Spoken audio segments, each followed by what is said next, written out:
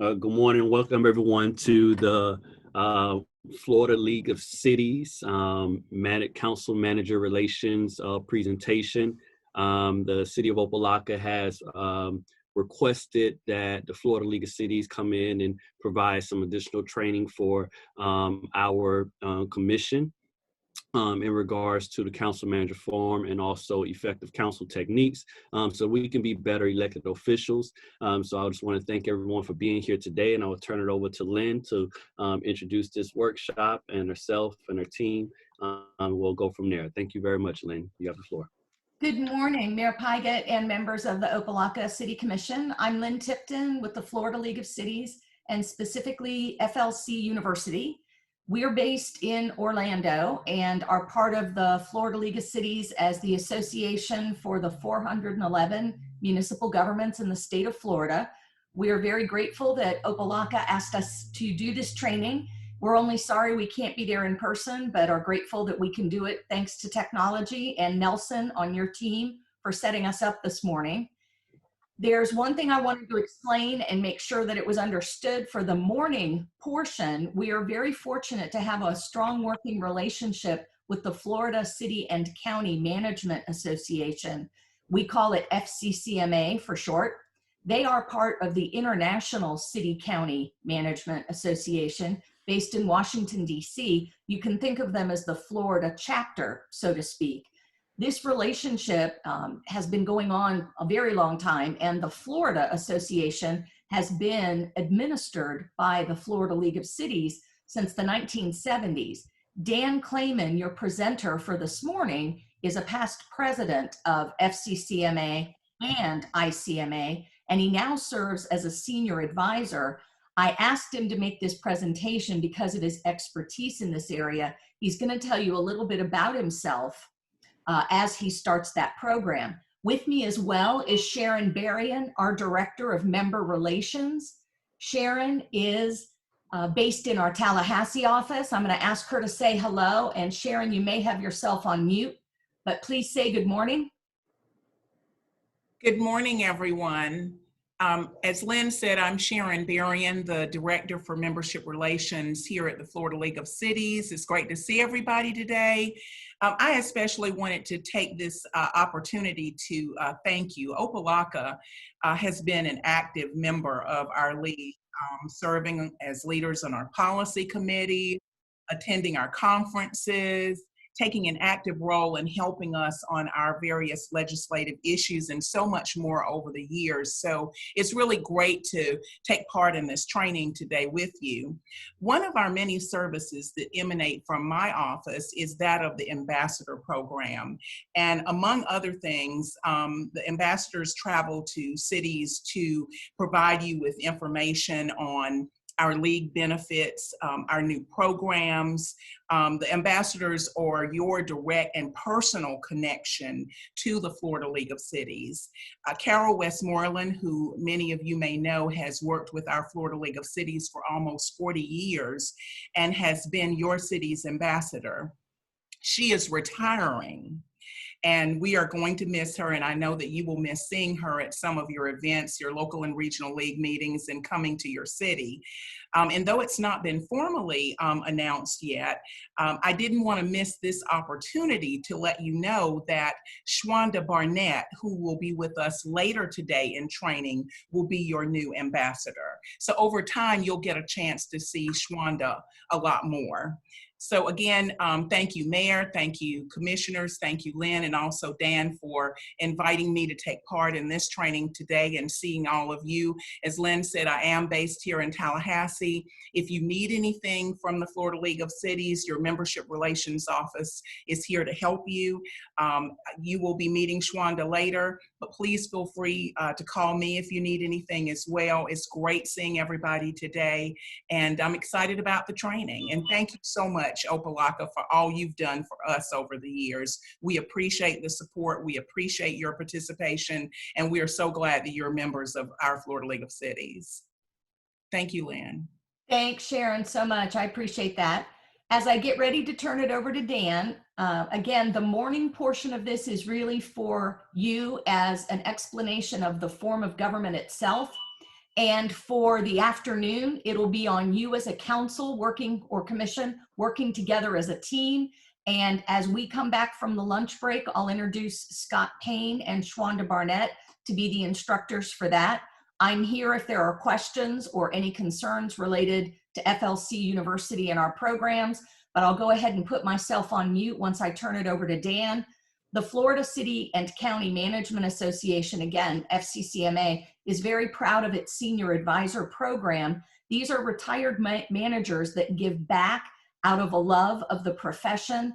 They're able to be advisors, a shoulder to cry on, as well as experts to be called upon by counties and municipalities that have the council manager form of government and who want to take that deeper dive into understanding it, using its best practices, taking it to the next level, and just wanting to talk about it at length. So Dan, as I turn it over to you, I know you're going to take a couple minutes and tell them a little bit more about yourself. Again, thanks for joining us this morning.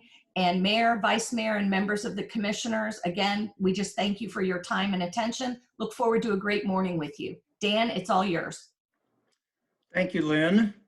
Mr. Mayor and members of the commission, I'm delighted to be with you this morning. It is a special treat for me to be able to talk about council manager government, something that I've spent a lifetime being involved with. But before I do that, I'd like to tell you a little bit more about myself, because if you know me a little better and some of my experiences, it may cause you to ask some questions from some of that experience that might be helpful to your conversation. I'm a native of Ohio, went to Bowling Green State University in Ohio and hold a master's degree from the University of Pennsylvania. After graduate school, I started as an intern in the city manager's office in Dayton, Ohio, and worked my way up through a number of different jobs, leaving Dayton, Ohio as the deputy city manager. In 1974, I accepted the position of city manager of Tallahassee and came to the state of Florida for what was really my first experience in coming to Tallahassee and first experience coming to this part of the country. In fact, I will tell you a short story. I kept telling people I was moving to Florida. Little did I know that I was really moving to Tallahassee, which in 1974 was culturally as much a part of South Georgia as it was a part of Florida. So that shaped a lot of my experiences. I had the opportunity to be the city manager for 20 years. And in 1994, I accepted the position of county administrator in Hillsborough County, which is where Tampa is located. One of the interesting things about the Hillsborough County experience is that Hillsborough County has only 3 cities, Tampa, Plant City, and Temple Terrace. And most of the population of Hillsborough County lives in the unincorporated area. So the county government was actually a provider of county-wide services, such as library services, but we were also the city government for roughly 700,000 people who lived in the unincorporated area. And as you might know from some of your own experiences, as a city manager, I spent a lot of my time, unfortunately, fighting with Leon County. When I became a county manager, I spent way too much of my time fighting with the city of Tampa. But as an old speaker of the House of Representatives once said, where you stand depends on where you sit. So I sat in Hillsborough County for 10 years. And then I'd always been fascinated with city and county consolidation. And I had an opportunity to go to work for the mayor of Jacksonville, Florida, where I spent a total of about 7 years working in the Jacksonville-Duval County consolidated government. One particular piece of experience that was a significant part of my Jacksonville experience was that I became a department head for a while. I had been the chief administrative officer, and I must tell you, I wasn't having quite as much fun as I thought I would. So I told the mayor that I was eventually going to start looking for another position. And he, a week or so later, came back and asked if I would serve as the head of the fire department for 6 weeks. And his reason for doing that is the fire chief was going to be having open heart surgery. The fire department had gone through a series of significant racial issues, including having Black firefighters find nooses located in their lockers. And the mayor asked me if I could help with the management side of the fire department. So I said for 6 weeks, I could probably put up with doing almost anything. Well, it turns out the fire chief decided to retire. The mayor asked me to stay a little longer.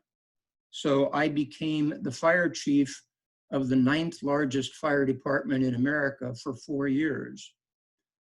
Spent a little more time in Jacksonville after that, working for the mayor, and then retired from full-time employment about 10 years ago when we moved from Jacksonville to Port St. Lucie.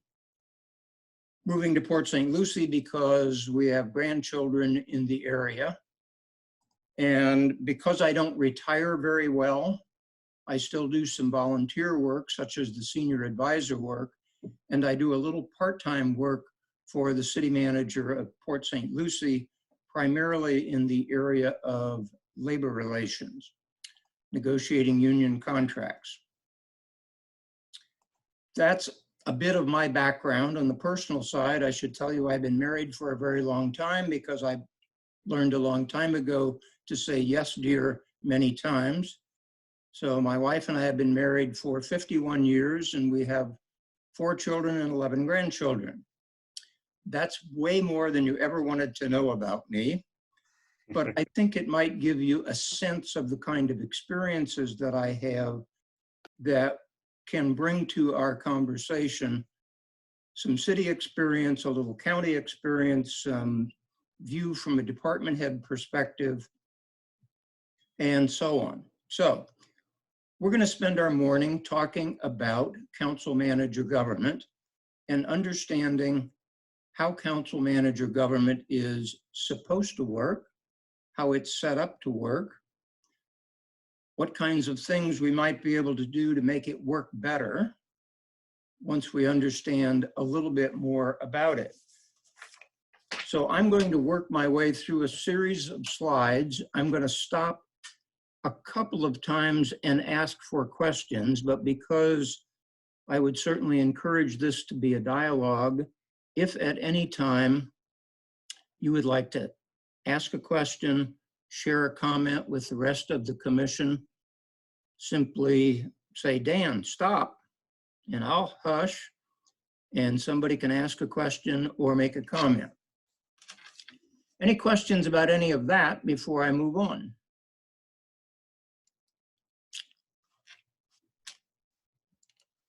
If not, I'm going to work my way through a slideshow of about 12 or 15 slides. They will come up on the screen. They'll be a part of the video presentation. I've also sent a hard copy to the city manager so you can get access to it at any time down the road. Where does council manager government come from? Essentially, it was created about 110 years ago. It came about because there was a significant amount of corruption in American cities, particularly large cities such as New York, Philadelphia, and there were a group of governmental reformers, a number of them who were journalists, who wrote such documents or books as The Shame of the Cities. So reformers looked for a way to establish what they thought would be a better form of government. Local governments in a couple of particular states in the South were the first to establish this position of having a professional manager. The idea behind council manager government is that you hire a professionally trained manager to basically serve as the executive of the government, rather than simply electing someone who may or may not be a good manager. In Florida, there are currently 280 out of the 411 cities that have the council manager form of government. So in essence, this form of government came about as a response to the corruption that existed. It came with a strong commitment to an ethics-based professional service delivery model. What supporters of the council manager form of government hoped would happen is that you could separate political pressures from much of the administration of the local government, and that every job that got hired, every position that got filled, did not have to be filled by an elected official's brother-in-law or friend or family member. The desire was that the administrator would focus on merit-based employment and professional service delivery. It was at about this same time that city governments around the country were starting to establish civil service systems, establishing what was a merit-based employment system, that you would test for a position in city government, and that your qualifications would determine whether you would be appointed. And you would be dismissed because of failure to perform, not be dismissed simply because there was a change in the politics of the community. So that's the focus of what this administrator was intended to do in a council manager government. In many ways, this process that was established was set up to be patterned after a business model. The corporate model in America at that time consisted in a large organization, certainly, with a group of stockholders who owned shares in the company. The stockholders elected a board of directors, and then that board of directors hired someone to serve as the chief executive officer to run the company.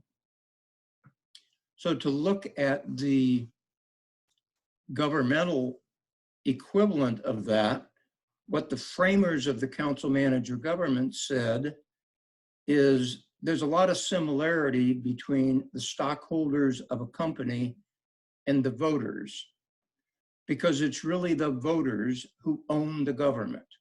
Whether it's the city of Opa-locka or the city of Tallahassee, the citizens of that community are the owners of that city government. So they're somewhat similar to stockholders in a private corporation. And those stockholders then selected a board of directors. The comparable situation in a council manager government is those voters elect a commission. They elect a mayor, a vice mayor, and other members of the commission to serve as their board of directors, to serve as an organization that meets to make policy directing what goes on in the government. And the last comparison is that, much as is the case in that private corporation, where a board of directors hired a professionally trained CEO, the local government board of directors, called a city commission or a city council, hired a city manager who would be responsible for the administration and the management of the government. Let me stop there and ask if there are questions about any of all of that. I've got a lot more to talk about regarding council member government, but I want to make sure that I don't just run on and make this a monologue when you might wish to have it be a dialogue. All right, so I have quite a few questions, but I think we'll leave them towards the end. I know for myself, because there's a lot of small little details that I would love, and nuances that I would love understanding of. So I'll reserve my question. Okay, that's great, because I think I may ultimately respond to some of them in parts of my presentation. Exactly. So let me move on then to the next slide, where we talk about some more details about the council manager form of government. Council manager form of government, as really with most city governments, is established through a city charter or some type of articles of incorporation. In some places in the country, the state legislature actually establishes articles of incorporation, say for Greenville, South Carolina, and that establishes how the government will work. But it's this charter, much like the Constitution of the federal government, or much like the Constitution of the state government, that defines who has power and what the relationships are amongst those who are exercising power. So one of the things the charter does is it defines the powers and duties of a legislative body, typically called a city council or city commission.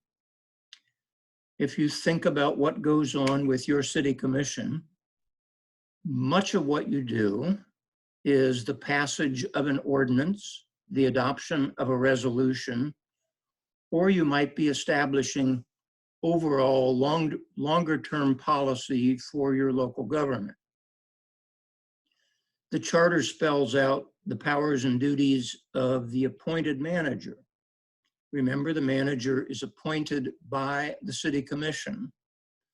He's appointed to carry out and implement their policies, but also to be responsible for the day-to-day administration of the government. And beyond the council, or beyond the city charter, additional policies may be written out as essentially rules of the road to define the relationships of what issues is the city manager going to decide, what issues is the city commission going to decide.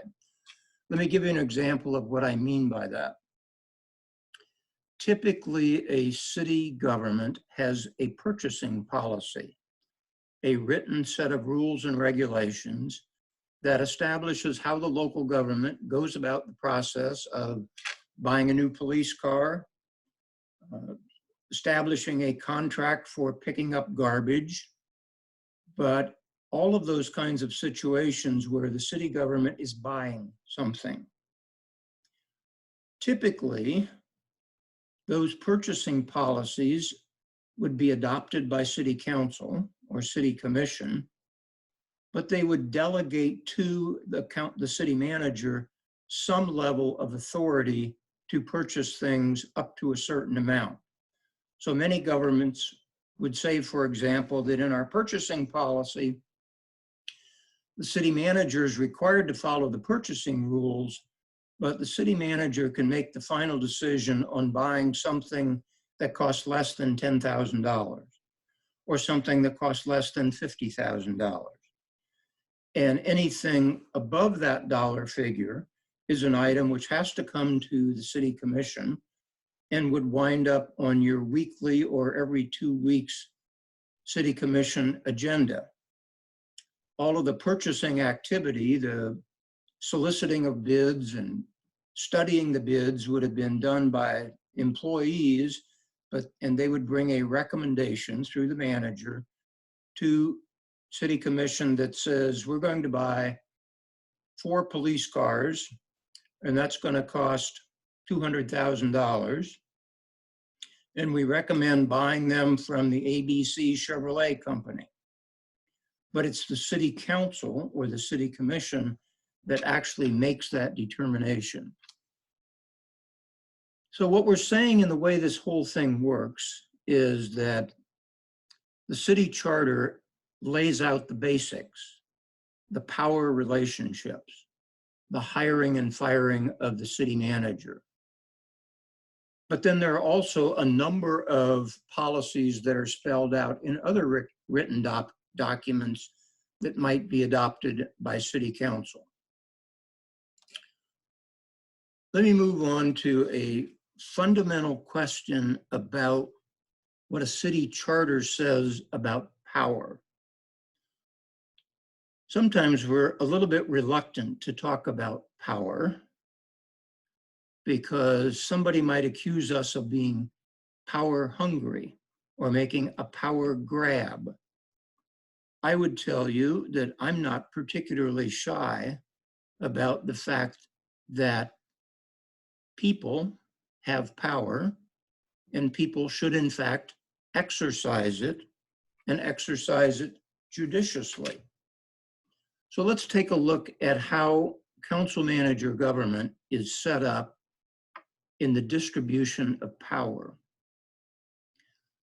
Let me start with the phrase that's at the top of this slide. Council manager government is not a separation of powers government. We all learned way back when, maybe it was in middle school, when we took a civics class, or perhaps in high school. We learned that in the federal government, there are 3 branches of government: executive, legislative, and judicial. And we learned that that's called a separation of powers. Particularly, we spent time understanding the power of the executive, in the case of the federal government, the mayor, and the power of the legislature, in the federal government, the Congress. And the relationship of power between those 2 branches of government, who have a separation of power, have some amount of checks and balances on each other. Typically, you think of the fact that Congress can pass a law, but the president has the right to veto it. Then coming back around, but Congress has the right to override the veto by passing that same law by a supermajority of the Congress. So that's what I'm talking about when I talk about separation of powers. I'm not going to spend any time about the judicial branch, but I'm particularly want to talk about the executive branch and the legislative branch. Because in the federal government, it's different than council manager government. Let me just briefly touch on state government. We're all pretty familiar with the fact that there is a state legislature that is a body that holds the legislative power in the government, and there is a governor headed by Ron DeSantis, who is in charge of the executive branch of the government. In much the same way as Congress and the president, the state legislature and the governor exercise their power and are constrained in their powers by a series of checks and balances between the executive branch and the legislative branch. The other kind of government that is like the federal government and like the state government is a mayor-council form of government, oftentimes called a strong mayor form of government. And let me use, I believe, Hialeah as an example of a city that has a strong mayor. In that particular kind of city government, the model is the same as the federal government and the state government. You elect a mayor who is similar to the governor and the president, who exercises all executive power, and you elect a legislature who is responsible for legislative power, and they have some level of checks and balances on another. All 3 of those examples are different than council manager government. What sets council manager government apart, going back to the fact that it's based on this business model, council manager form of government says that power rests with the city commission. Let me tell you what I mean by that. In a council manager government, the commission or city council hires and fires, hopefully not too frequently, but hires the city manager. And the city manager serves at the pleasure of city council or city commission. City manager may have a contract. He may have an employment agreement that says, if you decide to run me off, you have to pay me a couple of months of salary or something like that, which would help me till I find a job. But unlike the federal government or the state government, both the executive power and the legislative power rest with city council. Think about it this way.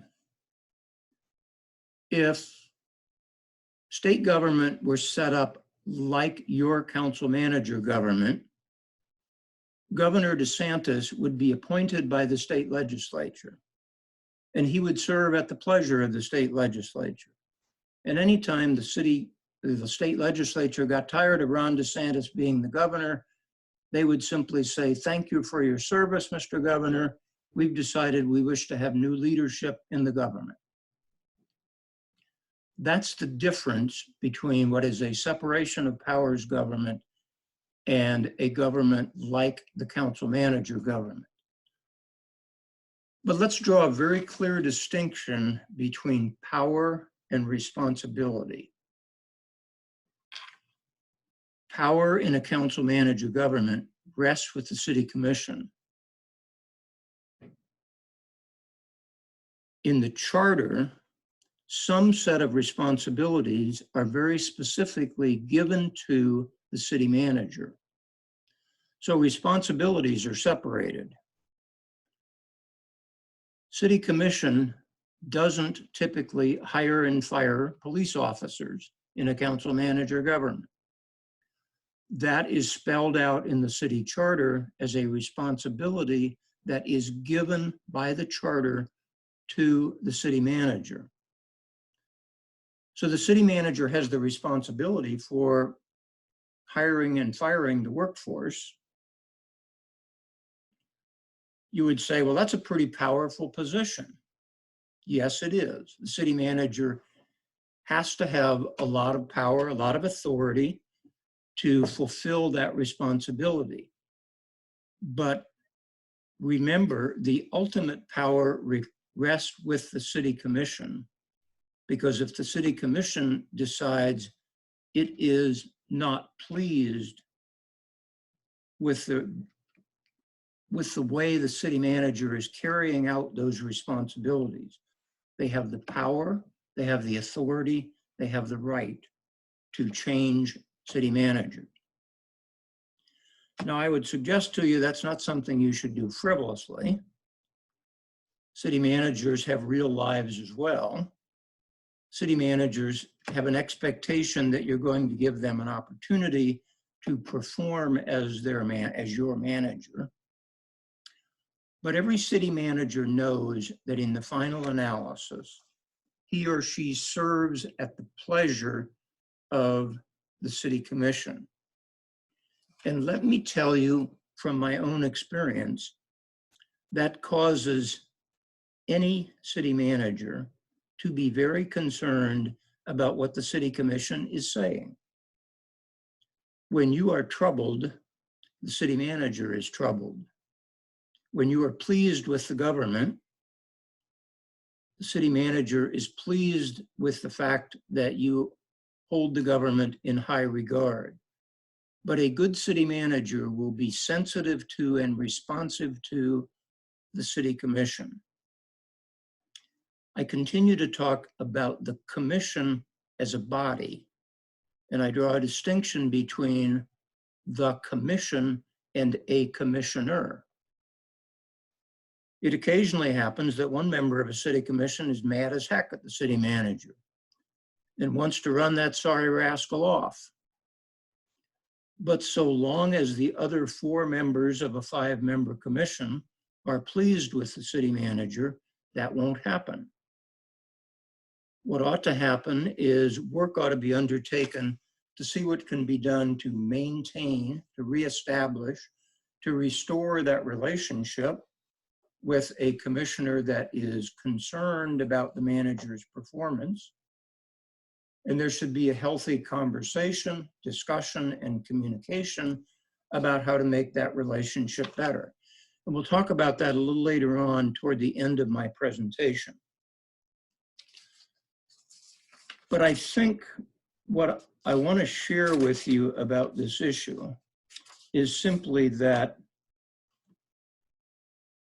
power exists for both the manager and the commission, but ultimate power in a council-manager government rests with the city commission because of your appointment process, because of your appointment powers to select and hire a city manager.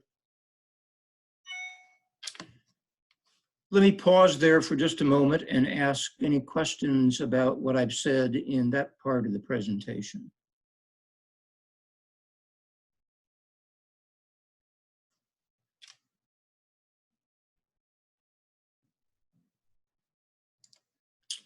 Okay, let me move on then to the next slide.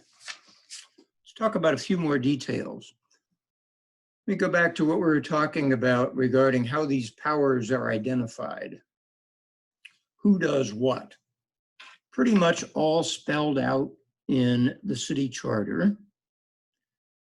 And certainly the composition of the council or commission is spelled out in the city charter. Typically, a council or commission in a council manager form of government tends to be a smaller city council. A strong mayor form of government, for example, might have a city council that has 15 members, or as in Jacksonville, 22 members, or in Cleveland, Ohio, 33 members. But the idea in that strong mayor form of government is that you want a lot of legislative people involved in the process. The commission in a council manager form of government tends to be more a board of directors.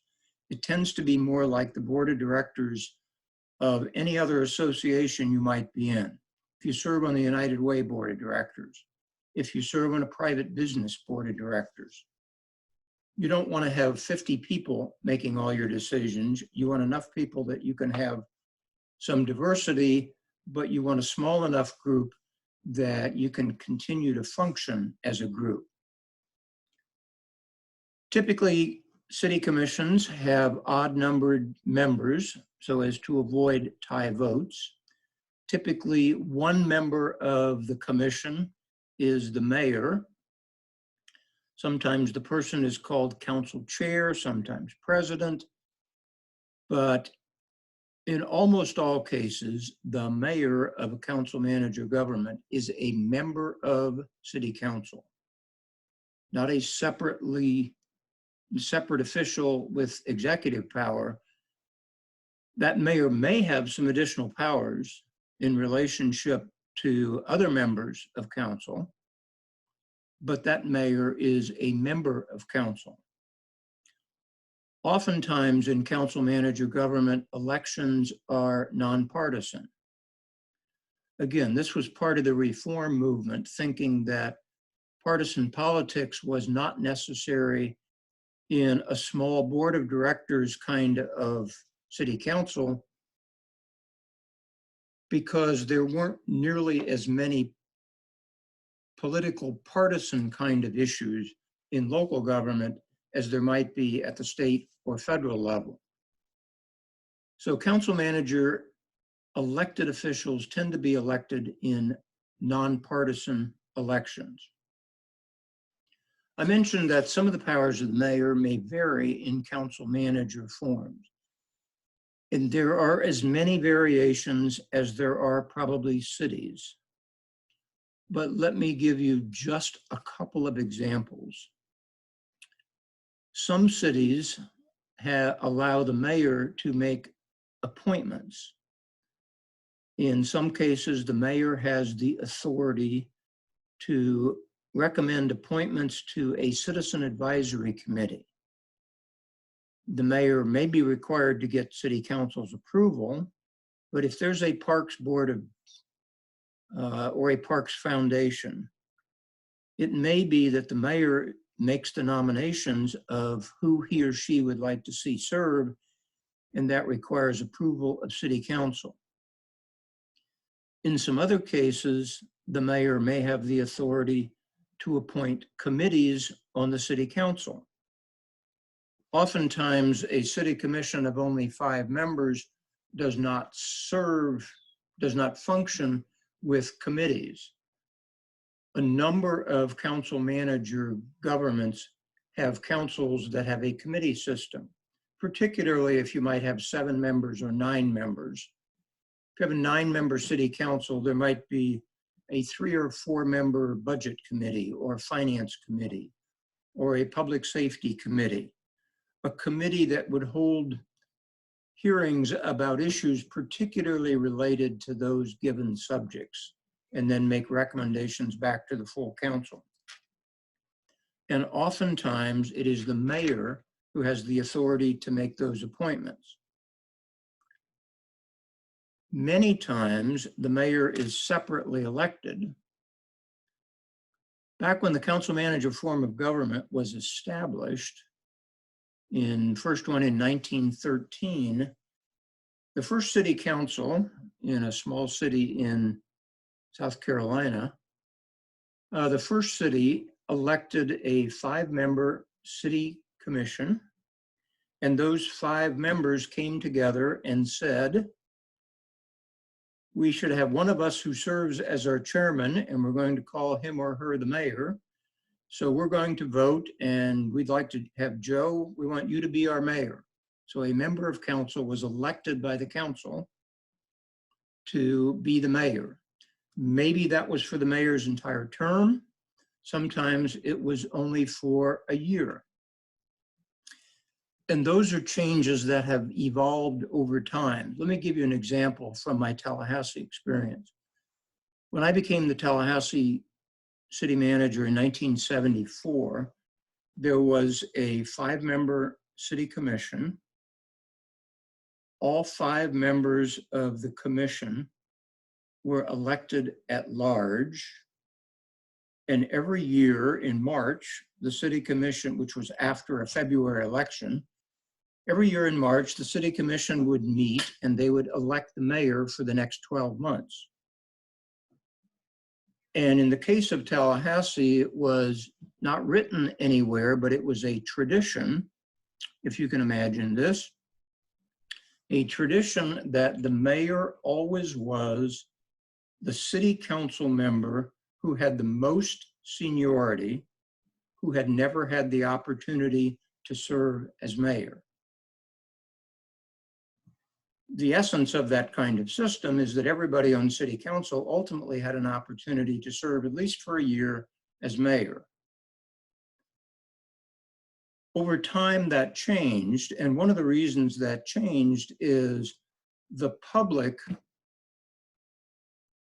many times did not know who was serving as mayor. And if anything, the mayor is a position of political leadership in the community. So it is the mayor who really wants to and needs to have political power. So over time in Tallahassee, what happened is that there came to be the separate election of the mayor. So instead of electing 5 members at large, the city government elected 4 members at large and elected a separate mayor. The mayor had a 4-year term. The mayor was a member of the 5-person commission, but the mayor had the political leadership and the political clout to be a better community representative by having being in office for a period of 4 years. The other thing that I would point out in some of the details of the council, I mentioned that it's called council manager form of government or commission manager form of government, oftentimes the city council or commission might also appoint another person or two in the city government to be separate and apart from the city manager's area of executive authority. So many times the city council might have a separate vote to select the city attorney. And the city attorney then is responsible to the city council, but the city attorney also obviously provides legal services to everyone in the government, including the city manager and everyone under the city manager. Sometimes the council appoints the city clerk as a separate position.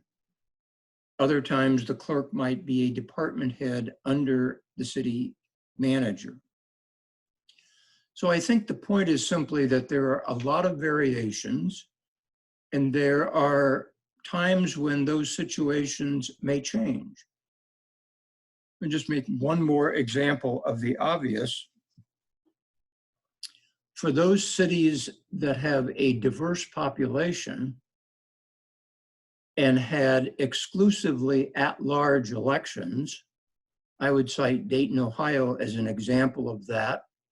In the first 50 years or so of the time that there was a council manager government, everyone on the Dayton, Ohio City Commission was elected at large. What that tended to mean, because the population was about 80% white and 20% African American, it meant that it was difficult for an African American to get elected to the city council. So that changed over time to have some members of council elected at large, some members elected at wards, which increased, or from districts, which increased the opportunities for members of minority groups to be elected to serve on city councils. Lots of variations and lots of opportunities for that to change over time. But what's fundamental, even though the government changes, the mayor may get selected from council or may be elected directly by the people. What's fundamental is that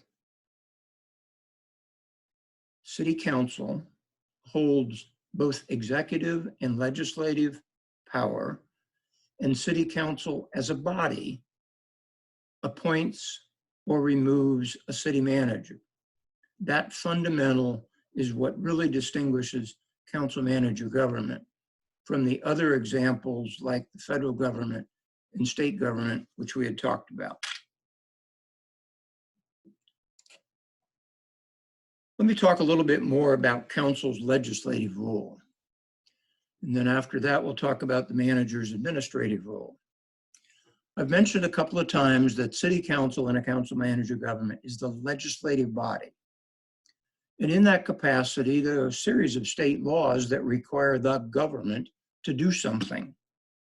The government's required to set a property tax rate. The government is required to appropriate funds. A number of things that are spelled out in state law or in the city charter that are legislative in nature, that are the responsibility of the city council. And I would point out they are the exclusive responsibility of city council. If city council passes a city ordinance that the city manager thinks is a serious mistake, the city manager has no authority to change that ordinance, and the city manager has no authority to not implement that ordinance. If he or she chooses not to implement that ordinance, as I always used to say to my teenage children, you're making a decision to not want to be the city manager anymore. Because if you want to be the city manager, you're charged with the responsibility of implementing the ordinances, carrying out the policy direction of City Council. As most all of you know, Council works through all of these decisions in publicly noticed meetings. State government has a series of open meeting laws. City government has a series of state government, has a series of laws about sunshine laws that place restrictions on taking action in a closed meeting, actually even holding a closed meeting, or preventing members of City Council from having a discussion with each other outside of a public noticed meeting. So that's essentially the way the legislative rule works. I think all of you are probably already extremely familiar with that. Let's compare that with the administrative responsibilities or the administrative role of the manager. The manager is responsible for the day-to-day administration and typically has hiring and firing authority for all staff. This is an area where there occasionally can be some conflict. Sometimes you know of somebody in the community, you as an individual member of City Commission, you know of somebody whom you believe to be a citizen who would make a great city employee for the city of Opa-locka. As an individual commissioner or as the commission as a body, you do not have the authority to direct that employee be hired. And some city charters are even very strict that if in fact an individual commissioner attempts to direct the city manager to hire someone or fire someone, that represents a violation of the law. So typically the city charter is pretty hard and fast about all of that. Well, you say, well, how does the city commission get a chance to make a judgment about whether the city manager is hiring a good team? You have, I believe, a relatively new city manager who unfortunately can't be with us today, but he may be in the process over the next year or so of filling vacancies for department head positions or other key employees in the government. Your ability to influence that as a body is through the direction you provide and the feedback you provide to the manager about his or her performance. There's nothing wrong with a city commissioner or the commission as a body saying, I am not happy with the quality of people you are hiring in the government, and I wish you would do something different in that area. That's acceptable. Saying, I would like you to hire John Smith because he's really great, that is not okay. So typically some pretty hard and fast rules in the area of employment. Other things the manager is responsible for is he prepares the budget. Sometime in late spring, early summer, a city manager in the state of Florida will present a recommended budget to the city council. And city council, over a period of budget workshops, typically will wrestle with, do we need more money in police, less money in parks? Do we need more money for some new initiative? And council will eventually adopt the appropriation ordinance, will adopt the budget, and the city manager has the responsibility to implement that budget. As I mentioned earlier, occasionally having to come back to council for large purchases, but typically not for hiring staff, terminating staff, or other personnel-related matters. The other thing the manager does, and you see this on a frequent basis, the manager prepares agenda material for city council. City councils tend to be part-time bodies. Sometime, typically several days in advance of a council or commission meeting, you receive a package of material from the city manager, which might include 10 items. It might include 52 items of issues that you are expected to consider at your next meeting. And almost always they will come to you with a recommendation from the city manager. Let me stress that for just a moment, because occasionally a city manager may think an issue is too hot a political potato to weigh in on and make a recommendation about. Let me encourage the city commission to not let that happen. You pay a city manager probably a pretty good salary to be your chief executive, and along with that should come a requirement. He's got more time to study an issue than you do. He has more direct availability of staff to help him. And he should be prepared to be in a position to say, I know this is controversial. I know maybe half the people in town think this is really a dumb idea. But given the choices that we have in front of us, I recommend that we pursue option A. And here's my reason why I believe we should do this. You may proceed to vote him down 5-0. But you pay him to make a recommendation. Don't let him or her get away with simply saying, well, I believe this falls in the realm of the city council. If council wants the benefit of his experience, his professional training, his expertise, ask him to make a recommendation and to explain why he believes that recommendation is best. It's possible you could disagree with what he says about some of his reasoning. He may say, well, I think there aren't many other opportunities available other than the one I'm recommending. And you may feel strongly that there are. And therefore you're going to say, well, I don't think I'm going to accept this because I believe his thinking is not as good as I would like it to be. The great majority of issues that are brought by a city manager to city council are approved. That's probably the case of what you see every meeting that you have.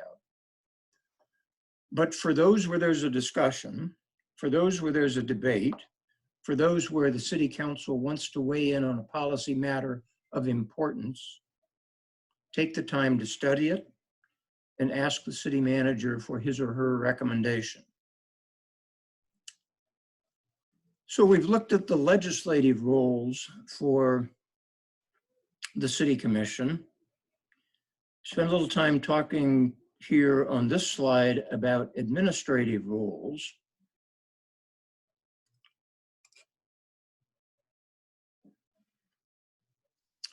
Let me stop again for a moment and ask if you have any question about any of that material that I've covered up to this point. Good morning, sir. Yes, sir. I'm Commissioner Burke. I have a question. Yes, sir, Commissioner Burke. So if the commissioner thinks that is not happy with the way a department is running or something is going on, can he discuss that with the city manager? I'm not saying he have to advise the city manager to make changes, but can he discuss with the city manager that your opinion, you don't have, you don't approve of the way that department is running? The simple answer to that question is absolutely yes. You not only have the authority to do that, but you should do that. One of the fundamental ways to have a successful council manager form of government is to make sure there is open, honest, healthy communication between elected officials and the manager. And while you may have hired a smart city manager, I'm sure he is, he can't read your mind. And if you're troubled by the Parks and Recreation Department, you should tell him about it. I would encourage you to do that in a one-on-one session first, before you make that a matter of council discussion, because it may be that he's not aware of the issues that you're aware of. You know, in any city, every city commissioner knows city employees. You know, department heads, you know, people at all levels in the city government. And every once in a while, you run into a city employee at the supermarket who says, you know, I'm not very happy about what's going on. Let me tell you what I'm upset about. And that person may have something of merit. They may not, but that kind of issue, if it sounds troubling to you, should lead to a conversation you have with the city manager. The reason I suggest you bring it up privately first is one of the things every commission should want is for their city manager to be successful. After all, you picked this rascal. So you ought to be a little bit careful about making him look bad on television, in front of the public, in front of everybody in town. So don't go to the commission meeting and say, Mr. Manager, you're a sorry son of a gun because the Parks and Recreation Department is a mess, and let me tell you why it's a mess. Have that conversation first privately. If at some point you reach a conclusion that your concerns aren't being taken seriously, are ignored, or you believe the city manager is simply wrong, then I would encourage that to turn into a council or commission discussion. But yes, by all means, talk to the manager about a concern you have in a department. In fact, I would even go further, and I'll talk about this in a couple of minutes. I would go further to suggest that there be frequent meetings between the city manager and each member of the commission. The manager works for a board, works for a body, but every one of the 5 members of this commission is different. You have different priorities. Frankly, you have different hot buttons that set you off. You may be responsive to differing constituencies in the community. You may care passionately about what's going on in the police department and not care much at all about what's going on in the public works department, or vice versa. But sharing what's on your mind and providing an opportunity to share with you what's on the manager's mind is an important part of this healthy communication. Does that answer your question? I know I rambled on for a long time, Mr. Burke. No, sir, you answered it. Thank you very much. You're welcome. Any other questions before I move to the next set of slides? Yes, Dan, Vice Mayor Yes, David. sir. Yes, sir. Yes, a quick question, really quick. With respect to personnel matters, when an employee experiences a problem and wants to have a conversation about a management issue with a commissioner, how should we handle that process? Should we screen them through the manager, or should we take their inquiry on directly? I'm a realist about this.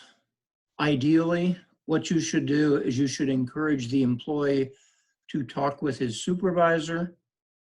And if the employee does not get satisfaction with the supervisor, to move up through the chain of command to a department head or to the city manager. In some cases, I appreciate the fact that politically you may not be able to say that to somebody. When your next door neighbor or your best friend happens to be a city employee and says, Mr. Vice Mayor, I want to talk to you about something, you may have to listen. But what you should tell that employee is you should still go talk to your supervisor. You can tell the employee, I'll bring this to the attention of the manager.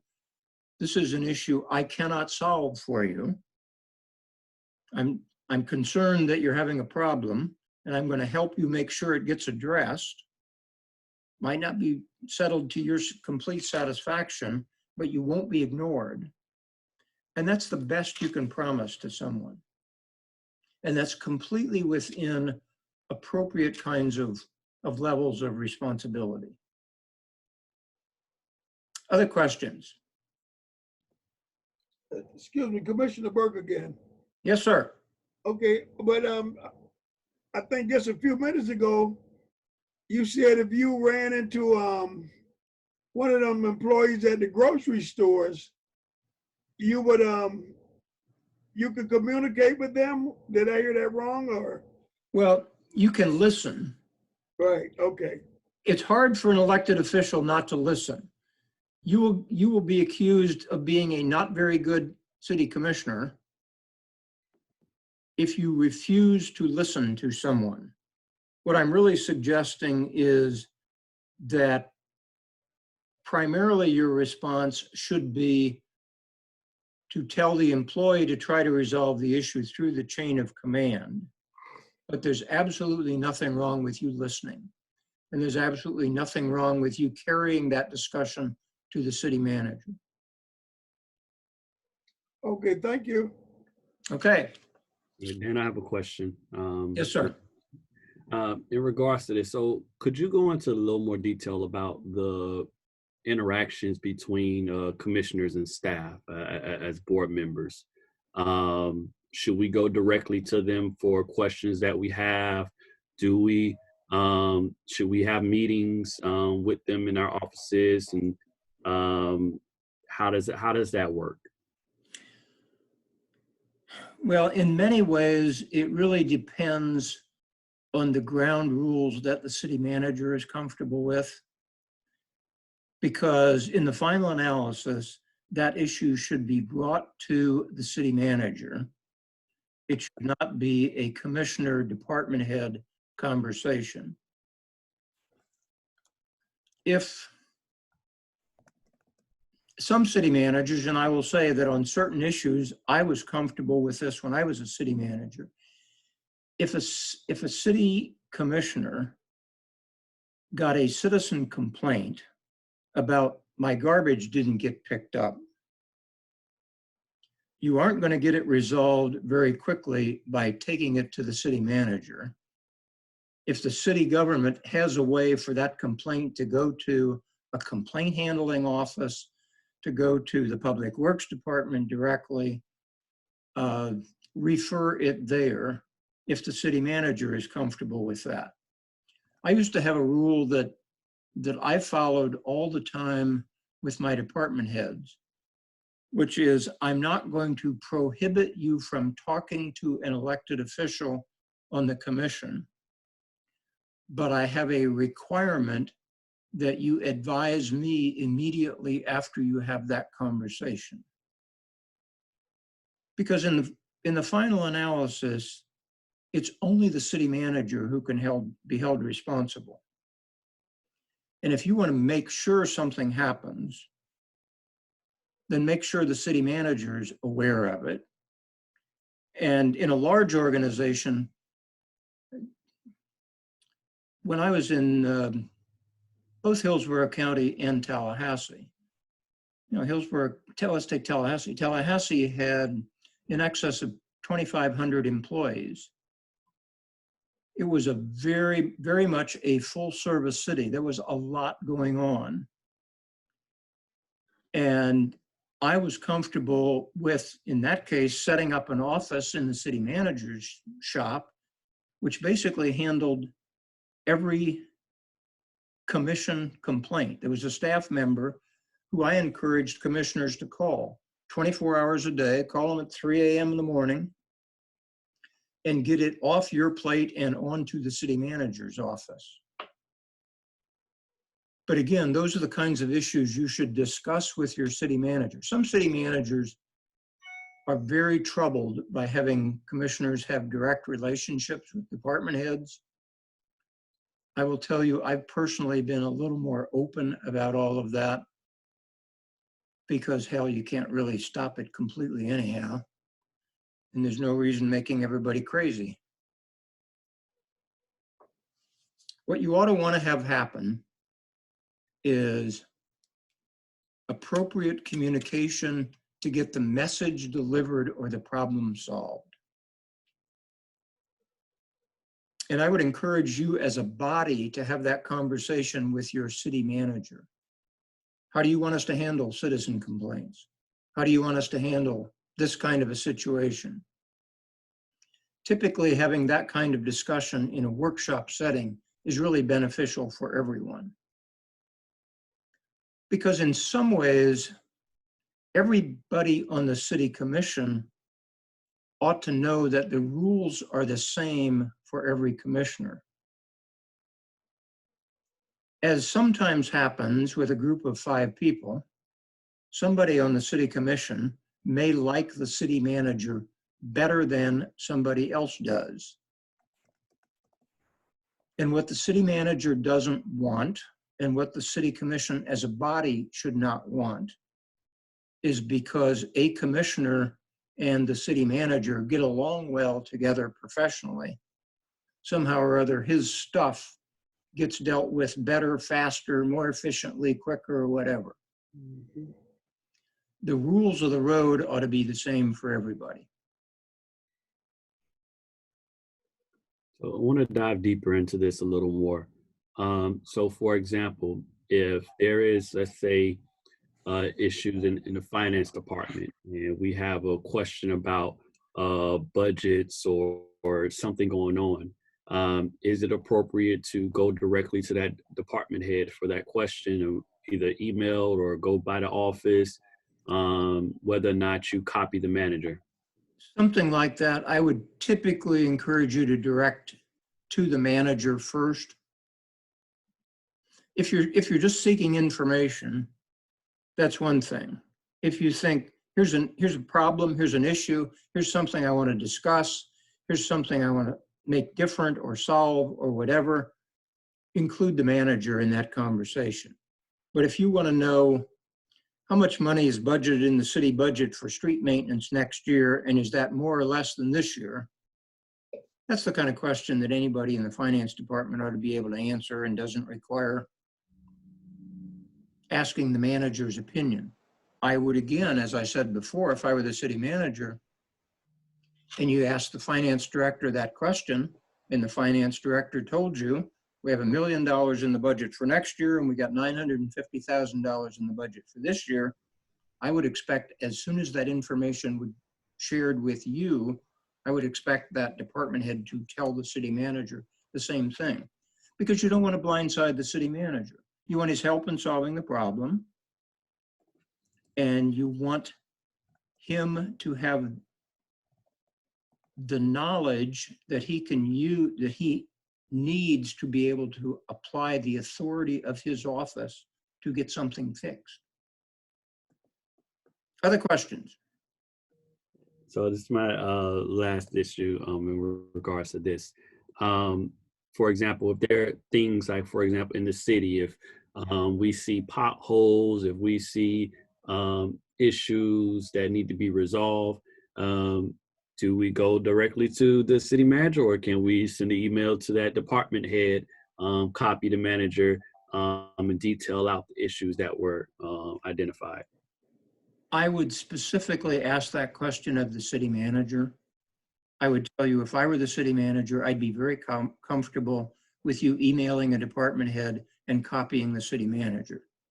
But your city manager may feel differently about that, and you should respect the way he needs to run his organization. What you should want is, once you get that issue off your desk and onto somebody in city government, you ought to expect that somebody pays attention to it and does something about it. And if that does not happen, you ought to raise hell with the city manager. Okay, other questions?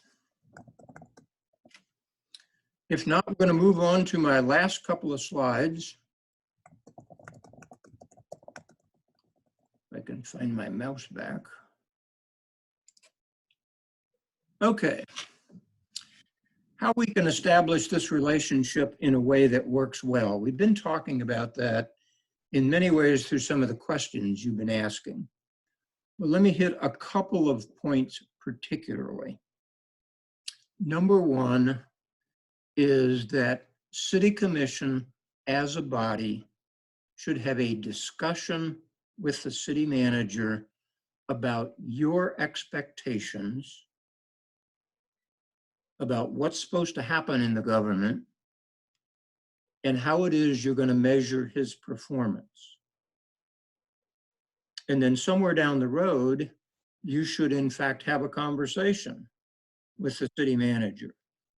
Did we meet our expectations? Did the manager's performance live up to my expectations or the expectations we as a body talked about?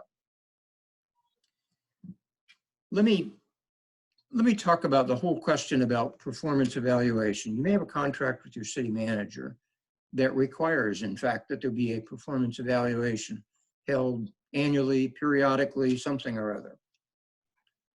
I would encourage you to make sure that happens. But I would encourage both the commission and the manager to keep that process as simple as you can while still keeping it meaningful. Oftentimes, because we city managers tend to be technical people sometime, and we hear about, the city of Winter Garden, who had this really super performance evaluation system, and they rated 32 different characteristics of the city manager and gave him a score of 1 to 10, and you averaged them all out, and you gave some of them extra weight, and you'd come up with a score of 4.231 as the city manager's evaluation.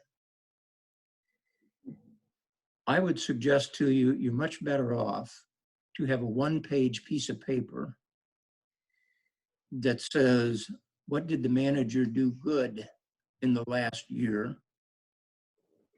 What would I like to see the manager do better next year?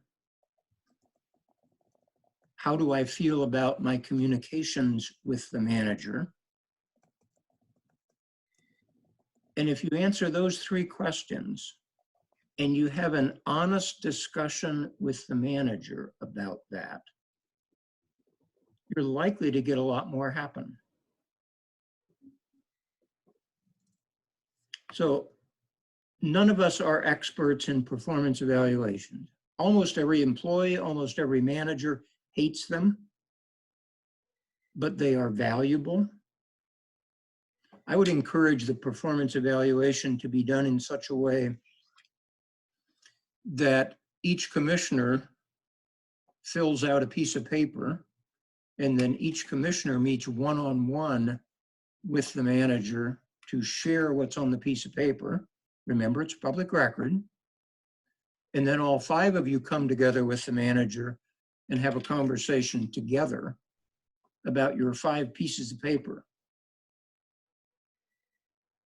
Because if one of you feels strongly you want the manager to spend more money or more attention to the police department and less attention to the public works department, and another commissioner says, we have a mess in the public works department, I want the manager to spend all of his time there, the police are doing just fine, you as a body have to have that conversation. Because in the final analysis, the manager is to be responsive to the majority position of the commission. Hopefully you can talk that through to the point where you reach a consensus. But if it comes to it, Mr. Mayor, you may have to simply say, all right, let's vote.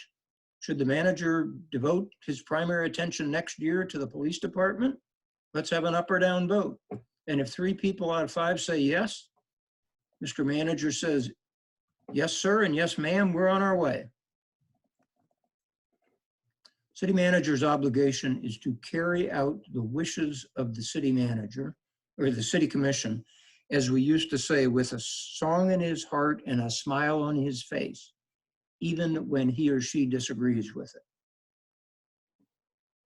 Because that's the beauty of the form of government. It's fundamental to the relationship. Let me mention one other thing. Typically, City managers are members of the Florida Association of City Managers or the International Association of City Managers, and as such are committed to a code of ethics. So you should have an expectation of a high level of ethical conduct on the part of your manager because he or she is committed to this code of ethics. If this is a subject that's foreign to you, ask the city manager to share a copy of the ICMA Code of Ethics with you, because it will tell you how he's supposed to behave if he wants to be considered a professional manager. Let's talk about communication. There are three things that can go wrong in the relationship between the commission and the manager. Communication, communication, and communication. When I look back on my own career, every time I got myself in a heap of trouble with the city council, and even though I had the opportunity to stay in most of my positions for a fairly long period of time, there were times when some members of the city council were thinking almost anybody else would be a better choice for city manager than me, because they were really upset about something. And when I look back on the something that got me in trouble, the something often resulted from the fact that I should have communicated better. I either should have said more, I should have listened more, I should have certainly understood better. I'll give you one example from my Tallahassee days. Tallahassee, as I mentioned, was a fairly large, still is a fairly large comprehensive government, has a lot going on because it's the only city in all of Leon County. And we had a commitment early on in my career to downtown redevelopment. And the city commission had established a policy that when we had opportunities, we should be looking at purchasing properties in the downtown area that might become available for redevelopment. So I was approached by a real estate agent who said that the local downtown Penny's store, for those of you who are familiar with Tallahassee, it was on Monroe Street in what is now part of the federal court complex. But the Penny's building was up for sale because Penny's had moved out to the new mall. We spent some time looking at the purchase price. We spent some time looking at the property. We spent some time getting it appraised independently. And I thought it met all of the requirements for purchase by the city as part of this city commission commitment to acquire downtown parcels for redevelopment. It was going to cost $1.3 million. Because I was so convinced it was consistent with the commission policy, I put it on the consent agenda. Almost nobody on city council noticed that it was on the consent agenda. We purchased it. Council members started getting questions from people in the community, people in the real estate business who said, "What the heck is the city doing buying the Penny's building?" City council members said, "Well, we're not buying the Penny's building. What are you talking about?" I should have understood it was an important enough issue that I should have engaged in better communication with city council. City council may have still purchased it. It was still a good buy when you look at it in the final analysis. But I created a situation where council members got blindsided. Now, if I were a strict adherent to all the rules, I would say to a council member, well, look, it was on the consent agenda. It's not my fault you didn't read the agenda. I can only tell you that that conversation offered by a city manager is not offered too many times before somebody on city council says, I believe I know somebody else who can do this job. Because it's a relationship of trust. It's a relationship of healthy communication. And while I'm talking about communication and the code of ethics, let me talk about trust. Fundamental to a healthy council-manager relationship is there has to be a level of trust. There has to be a high level of trust. Each of the 5 members of the city commission should believe that the city manager can be trusted to be committed to carry out your wishes. Everybody on the city commission should be convinced that the city manager can be trusted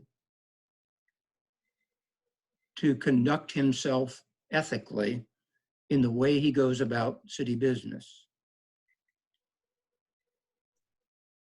Trust is also a two-way street, however. The city manager should also be able to trust that members of the city commission will treat the manager fairly in the relationship between the commission or a commissioner and the city manager. What do I mean by that?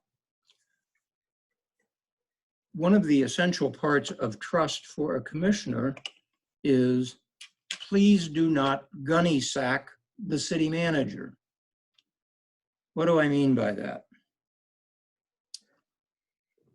Don't take a big old croaker sack, burlap bag as it's often called, fill it full of snakes, drag it into the council chambers, and then empty it on top of the council dais and say, these are all the things I'm upset with the city manager about.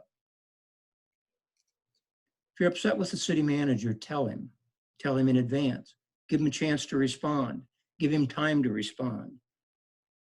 Unless it's not possible, as I mentioned earlier, tell him that in advance. The city manager should be able to trust that commission members will behave that way. And members of the commission and the commission as a body should be able and willing to trust the city manager. All of the time I was a city manager or a county manager, I used to say to members of the elected board that I work for, if you believe I'm lying to you, I want you to vote to fire me.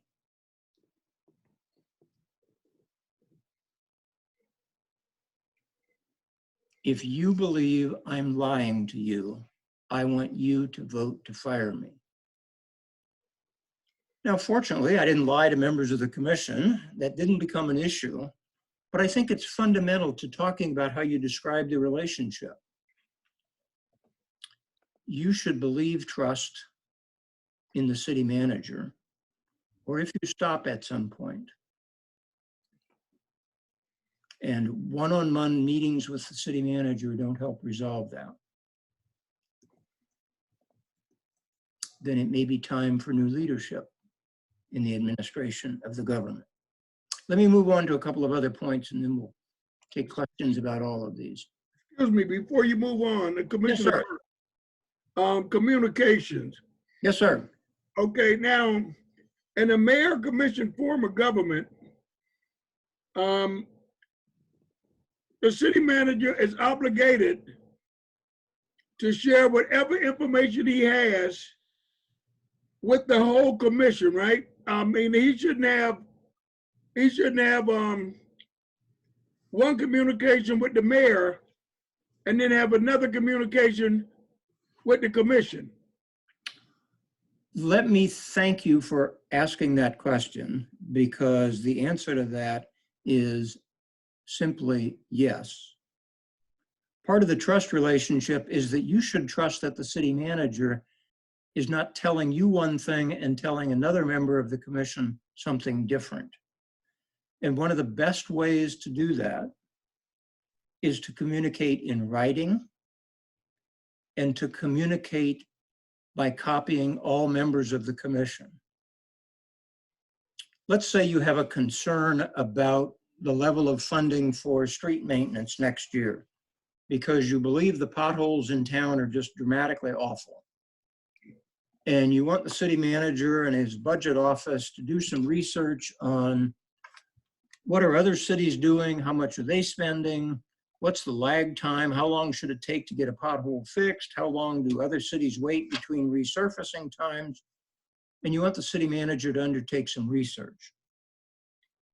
Assuming that can be done without too much time and effort, and I'll talk about that in a minute, when the city manager responds to you, he should do it in writing, and he should copy all members of the commission, because the other members of the commission should know you have a concern about that. They may feel the same way. They may think you're slap-dap crazy. But for your relationship with your other 4 council members, you shouldn't gunny sack them either. Don't surprise them with, I have the secret report from the city manager that says we should be spending 50% more on street maintenance than we've been spending. And the other 4 members of council are sitting there saying, what in the world are you talking about? What report? What page is that report? Where do I find that in my material here? You say, well, I have a copy here in my hand. Copy should go to everyone. There's an extension of your question, however, that gets a lot more complicated and that may in fact require some good conversation between council and the commission, between commission and the manager as a body. Because the city manager is often confronted with 4 members of my city council, do all their homework, they read the material, they come to the meetings, they thoughtfully discuss the issues, and I don't see them much in between meetings. 1 member of the city council comes to City Hall every day, wants to take an hour of my time. He wants me to research something about how does somebody else do this in Parks and Recreation? How does some other city do this thing in the police department? I want to research establishing an environmental commission. I want you to research something else. Everybody loves an engaged council member. But council simply can't let that one person take over the whole council. Thank you. As a body, you may have to establish some rules of the road, and the city manager will have to help you. It puts him in a difficult spot, because when it's the vice mayor who's always asking the question, he knows that if he says one of the commissioners is always asking a lot of questions, taking up all my time, and I'm not sure we can get all of our stuff done, one of the 4 of you is going to ask, well, which one of us is that? Mm-hmm. So it can be a sensitive kind of issue, but it's worth having the conversation, because that kind of communication will lead to healthy communication. So Dan, how do you do that? Here's the way I think you do that. If you turn to the next slide that I just put up. Whoop, I didn't.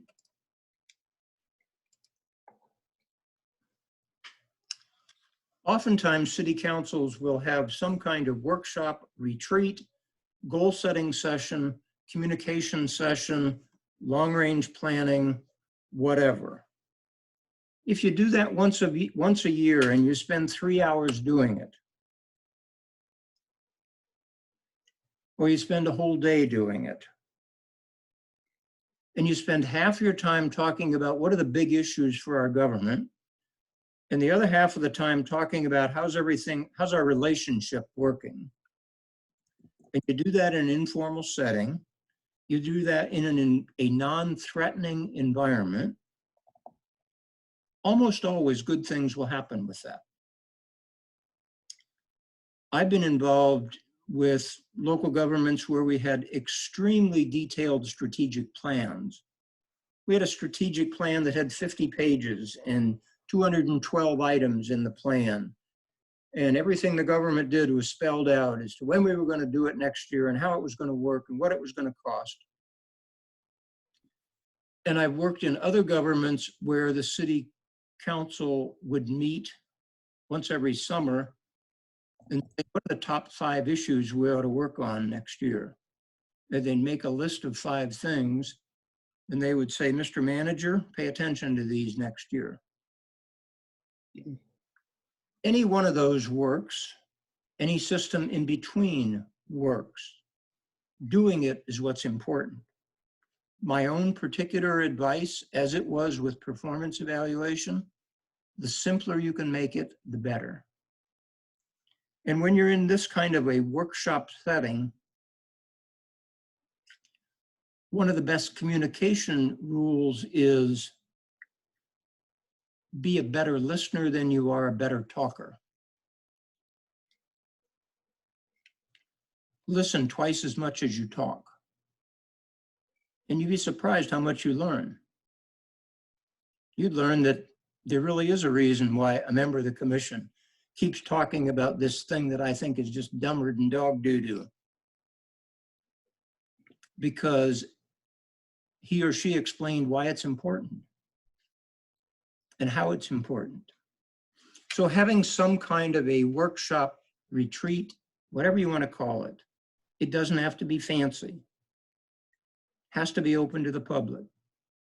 You may want to hire a facilitator, some neutral party, to try to help guide you through this process. And Lynn Tipton and others, little trip down memory lane. Lynn Tipton and others can help you identify the names of some people who do this kind of stuff. Okay, moving on. Newly elected council members need orientation time. Anytime there's an election, or if on occasion there's a vacancy and an appointment of a council member made, there should be a commitment of a significant amount of time by the new council member to be oriented by the manager and key staff. I will tell you, back when I was in Tallahassee, and we had an election of commissioners, when there was a new commissioner, we blocked out about 8 weeks of time, meeting a couple of afternoons a week to go through orientation for a new council member. Because it was the only time that a council member was really going to get an opportunity to go tour a sewage treatment plant, understand what the heck it does and how it works, or a power plant, or to understand a little bit about what the Parks Foundation does. You forget a lot of it. A good manager will give you written material, organization charts, but it will help any council member get up to speed much faster.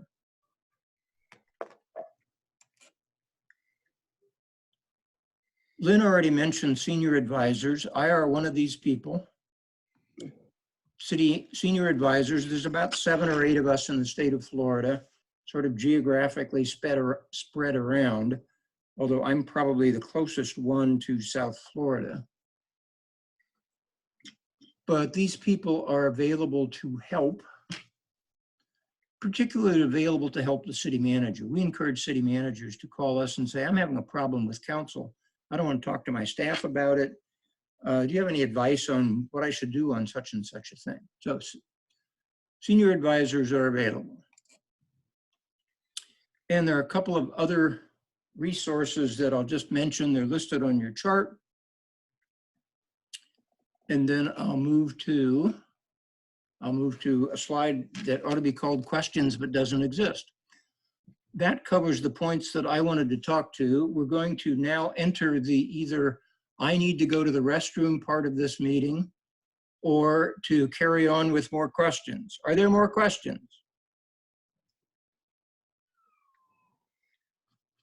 Good morning. This is Commissioner Bass. Just a comment. Yes. You mentioned earlier about the new elected officials who would come in not basically knowing much about government, only what they learn on their own. So I think that was a vital point that you mentioned about when new elected official becomes elected, that there is some kind of provision to orientate them, to give them a heads up on what's going down, because I was lost for a period of time. And what I did learn, I learned it from our mayor, who, kind of teach me some of the basics or advise me on what I need to learn ASAP to be able to comprehend our form of government. So I think it's vital that we pursue that even in our city when we have new elected officials, that there's some kind of provision, some way where they can be caught up somewhat on what's going on. So thank you. You are most welcome. Another question, please. It is very time consuming, but if you don't do it in the first couple of months, it's been my experience, it simply never happens. Yeah, we had that in the city of Opa-locka. When I first got elected at the Linto, I didn't have training at all. It was one of the most frustrating things in my life.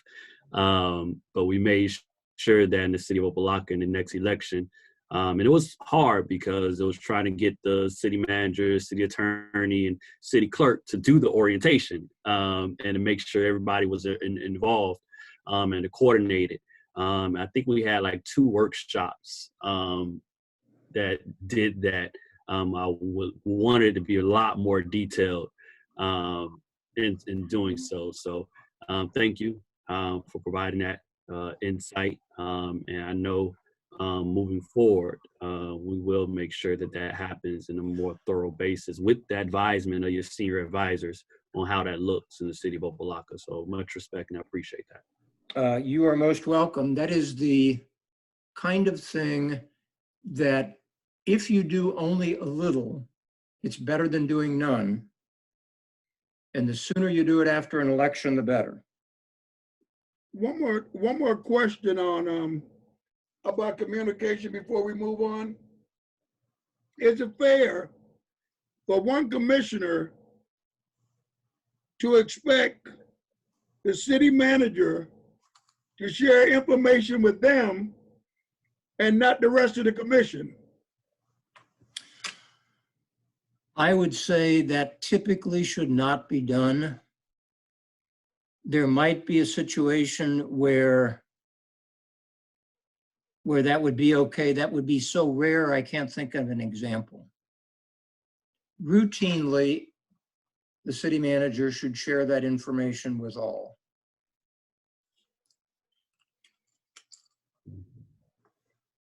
Thank you. All right, so no one else has any questions. I can go through quite a few of mine. Okay, Mr. Mayor.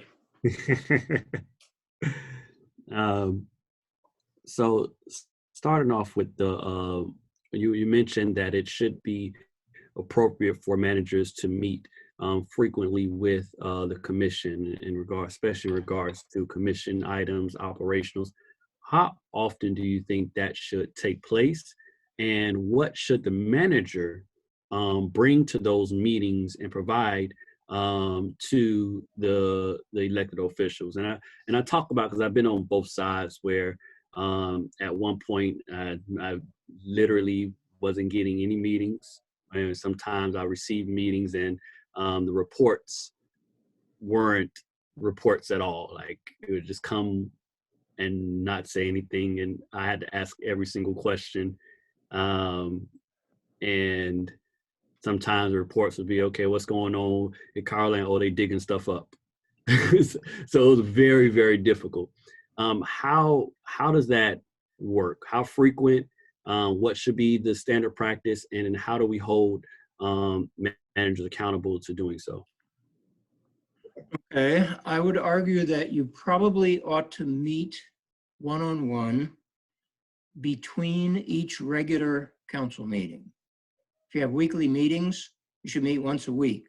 If you meet twice a month, you should meet sometime between the first meeting and the second meeting of the month, and then again before the next month's meeting. You should meet one-on-one And the city manager should cover, I believe, the following issues. Number one, should highlight anything of significance on the upcoming agenda for the next meeting, which is why I would typically try to schedule those in the couple of days before a regular meeting. So if the city council met on Wednesday, I would try to meet with individual council members on either the Monday or Tuesday before that meeting. So you could have the agenda material available, and hopefully the commissioner had an opportunity to look at it by then. That doesn't always happen. Sometimes people are out of town, sometimes people are busy. You know, sometimes there are commissioners who as an old trainer used to describe, the council material had a virgin paper clip on it. The paper clip had never been taken off from the time it was delivered to the commissioner until he got to the meeting. So number one, the city manager should highlight anything that's upcoming on the next meeting agenda. Who knows, maybe something like buying the Pennies building. Secondly, the city manager should respond to any questions that a commissioner might have about anything that's on the agenda.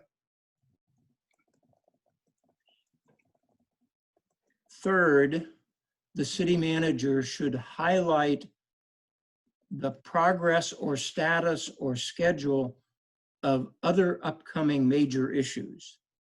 For example, the city manager might say, just wanted to remind you that in about 3 weeks, you're going to be receiving the budget from me. And we'll try to make sure that we have a good workshop schedule set up, but you should know that it's coming. Or I can tell you that we've been working on this issue of researching an environmental commission that commissioner had asked us to do, and it looks like we might be able to bring that to you at your first meeting in September. And maybe share something substantive. It looks like the research is suggesting that maybe we ought to do something like that.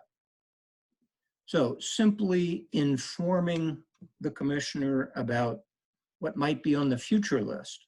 Every time I prepared a city council agenda, we had a section at the end of the meeting called the future list, which was just a list without dates of items we knew were coming back to city council at some point. So if somebody said, well, where in the world are we on this issue? They would know and could be told either by asking one-on-one or asking at the meeting, the status. Lastly, the city manager should, fourth, city manager should ask if there are issues or concerns that he or she would like to bring to the manager's attention. This is when you might say, you know, I ran into this employee from Public Works at Publix, and the word on the street is things are a mess in the street maintenance division. I just wanted to share that with you, see if you know anything about it, or if you could do some research on it, or whatever.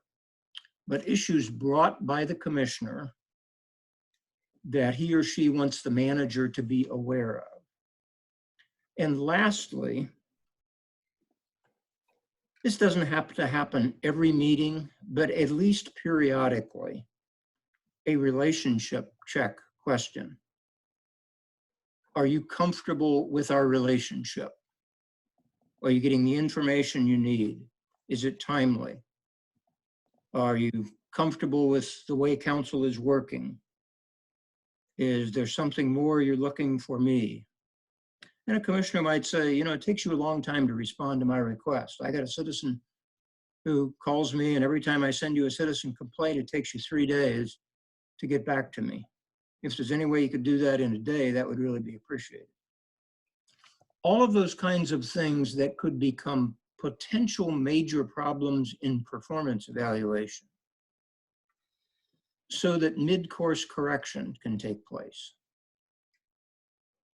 Because you don't want to get to that annual performance evaluation where the only option that's left for a commissioner who is unhappy is to unload at that point and say, I just think we ought to change managers.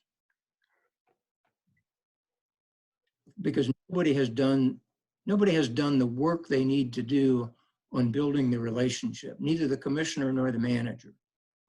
Now, sometimes you can't. I mean, I had a couple of people on Tallahassee City Commission who voted to fire me periodically. Fortunately, it almost always failed. But there wasn't much I could do to talk to them about relationship, although I continued to try. You know, I would say to a council member as the manager, I know you're troubled, but I'm going to guarantee to you that I'm going to do my best to address the concerns that you've been bringing to my attention. A good city manager ought to be willing to try to do that. Did I answer your question, Matt? Yes, I have 3 more that I'm hoping we may get to. Okay. All right. And one of them kind of goes to the relationship that you just talked about. Best practices in basically supervising manager. I know you spoke of. Matt, you're breaking up. Somebody needs to mute themselves. No, Okay. Mr. Mayor, I think your mic is a little off there. Okay, there we go. Now it's fine. All right, can you hear me now? We're fine. All right, great. So I was thinking about the best practices in supervising manager. I know you mentioned the annual meeting. Are there anything, and I know you said the manager should ask relationship questions, but should, I guess, we have a list of priorities that we want and a time frame with performance measures? How do we give that feedback to the manager and make sure we're holding the manager accountable to our needs, whether that be preparing research for legislation, making sure things come before commission in a timely manner, making sure we get advised, making sure many of our concerns that we may say in the commission meeting are actually followed through. Like, how do we note those clearly, identify those, and make it something that the manager is very clear about on a week-to-week, month-to-month basis? Going back a couple of slides to orientations and retreats, that really ought to be the focus of a major part of your discussion in some kind of an annual retreat. And I say it ought to be there because what you really want is for those items that are on your list to really be the commission's list.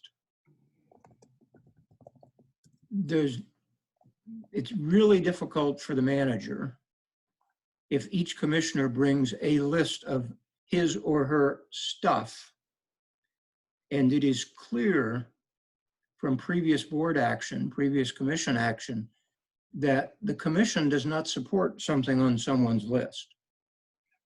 Let's say that the mayor really wants us to do something dramatically different and privatize our solid waste collection instead of having city employees do it. And the commission just finished a lengthy discussion about that. And the commission voted not to change it, not to do what the mayor wanted, and the mayor lost on a 4-to-1 vote. It's not okay for the mayor to keep that issue on the list of items he brings to the city manager. You can't ask the city manager, how can you help me privatize the solid waste department?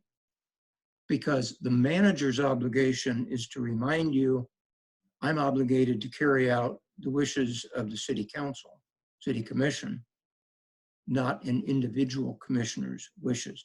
That's why that list really needs to be the council list. If you like, you can ask the mayor for, or the city manager for periodic reports. Let's go back to what I said about a list of your top 5 issues for next year. Let's say you have this retreat sometime in the summer.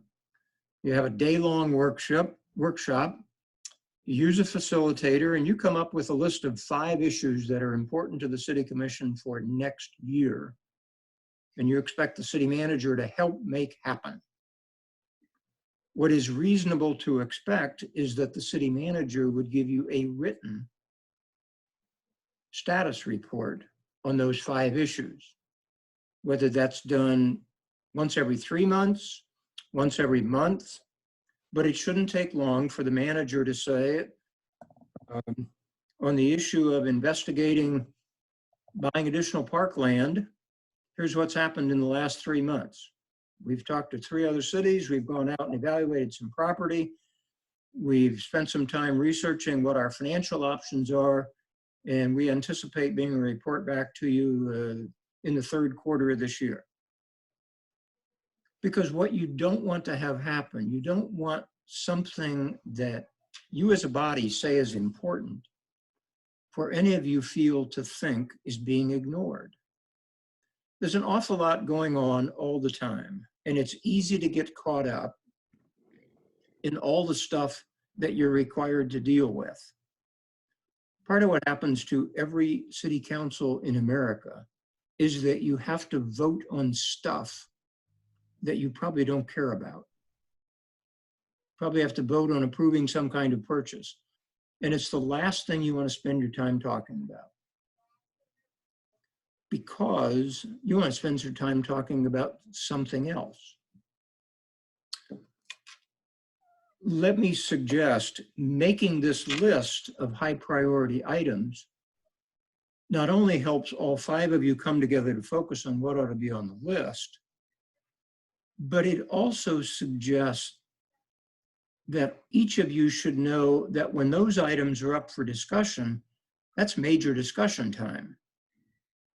We're going to talk about our street maintenance program because it's one of our 5 items, but it's listed on the list of items for our next meeting agenda, and there are 42 other items on the agenda. You should want to focus your attention on the policy question of the item that you said is important.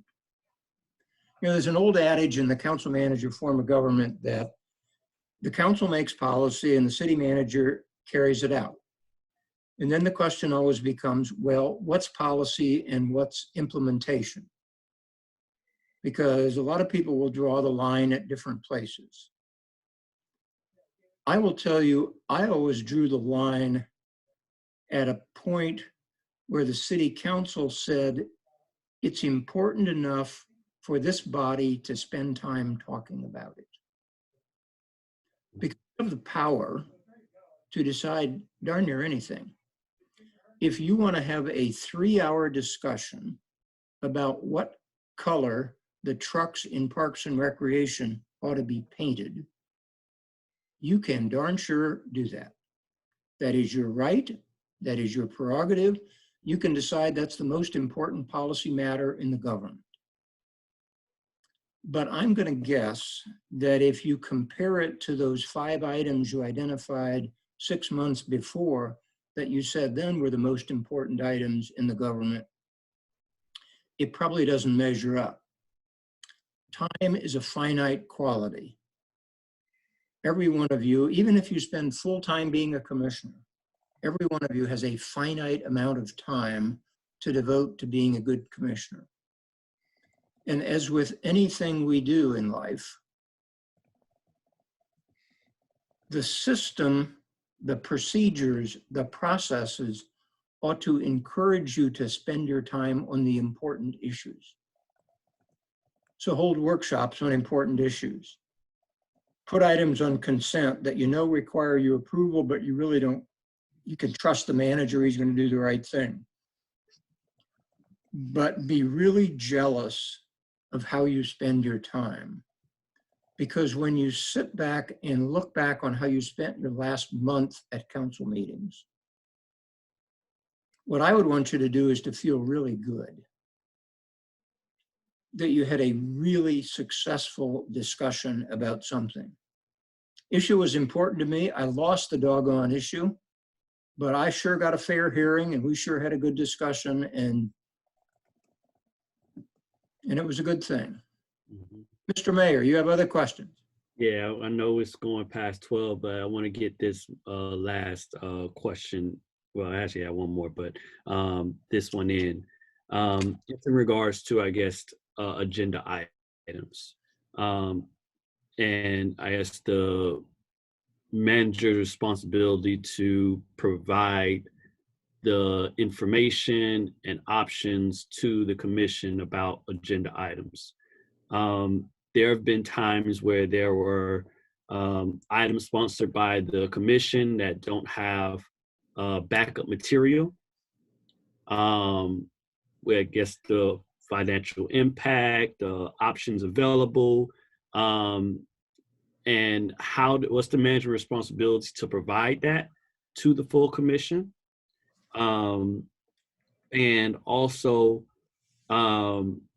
in times in which, for example, there's a recommendation on paper, but when discussed, that's not really the recommendation of staff. But they're not saying it or putting it on paper because they know a certain person feels strongly about this item. So then at the commission meeting, it kind of puts us in a little quandary because on paper it's one way, but in reality it's different. And like, what's the best way to deal with that? Putting things on the agenda, getting the actual options, so that we can understand and discuss it as a commission, irrespective of who sponsors the item or what comes up. Getting that professional understanding that's very real. How do we make sure that happens? I would say you should encourage your city manager. He probably would want to do it anyhow, but you should encourage your city manager to have a standard format for how information is presented to city council. There should be a form, there should be an outline. If it's a simple purchase, if you're buying a year's supply of light bulbs, there may not be a need for a lot of discussion about options. But for most things, there are other options. And certainly anything that's an item that's not on the consent agenda ought to include options and all of the options ought to be identified, and there ought to be cost implications. Because you can't make a judgment. Most things cost money that you want to do. Otherwise, we do everything. So you have to make choices about how you're going to spend limited resources. But I would say that's one of the conversations you ought to have with your manager about having a standard format about how that information is provided. And you should make sure that your city manager understands that you expect that his recommendation that's in writing is the recommendation that he presents as a recommendation at the council meeting. If he doesn't do that, you should raise heck with him, because that shouldn't happen.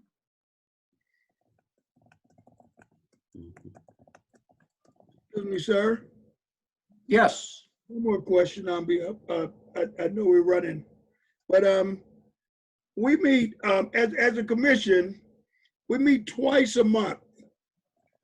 We have a mayor and 4 commissioners. Would it be fair for me to require that the manager meets with me on a weekly basis? Sure. Sure. And but I'm saying now, what if the rest of the commissioners want that as well?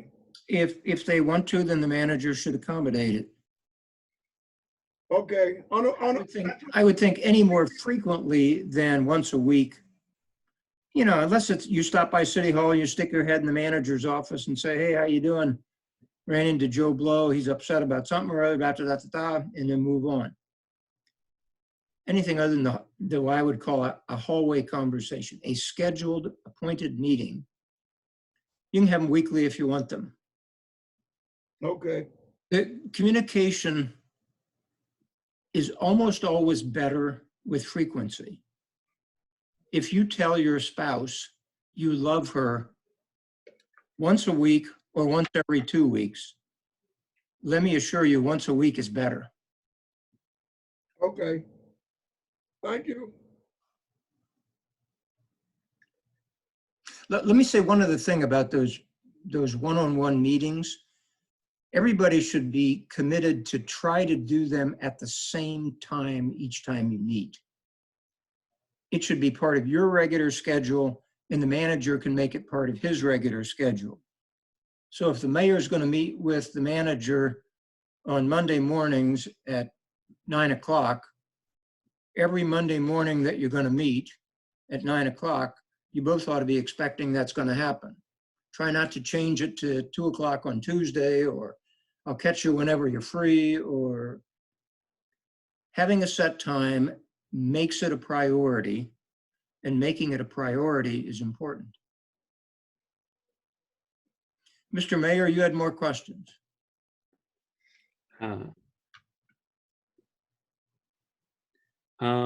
Yeah, the other one was about, it was kind of similar to the last one, about, because one of the things as a new commission, many times we have ideas about what we want to do. How does those ideas get flushed out and become reality? Because sometimes I know that ideas would come before the commission, and many times we don't really get opportunity to really hear the back and forth with management and staff, or the expert understanding, the background and all that, so that we know about those ideas and it's properly researched. Who is responsible for doing that research, advising the sponsor or the person who has that idea, helping them to flush that out, and then bring it for the commission, and what's a reasonable time period for doing so? Probably the best way to do that is to raise the issue at a city commission meeting, indicate the issue is of importance to you, and you would like maybe some beginning research done, and maybe a brief discussion brought back to council in 6 weeks or 2 months. And the city manager should be responsible for doing the research and being responsive to your inquiry. It may be that this would be an item that's going to be discussed 3 times over the next year, but you have an idea, you're not sure it's a good idea, you'd like to know a little bit more about it.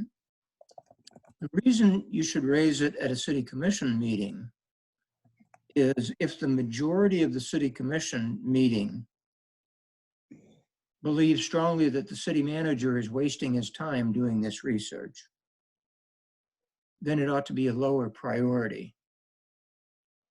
Because otherwise, it's the same as you walking in the manager's office and say, I don't want you to tell anybody else on the commission about this, but I've been thinking about maybe we ought to do the following kind of thing.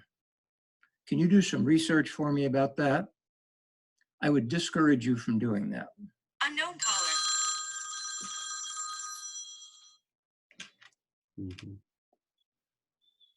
Okay. Raise the issue first at a council meeting. If it becomes an important enough issue, it might become one of those 5 issues at your once-a-year retreat. But it might lead to, I don't know if you hold workshop meetings now, but many commissions hold, in addition to your 2 regularly scheduled meetings a month, maybe they meet once a month on one of the off weeks in a workshop setting, informal setting, only 2 or 3 items on the discussion list. As people used to say, a workshop meeting is designed to propose, and a regular meeting is designed to dispose. You're going to have a final vote at a regular meeting.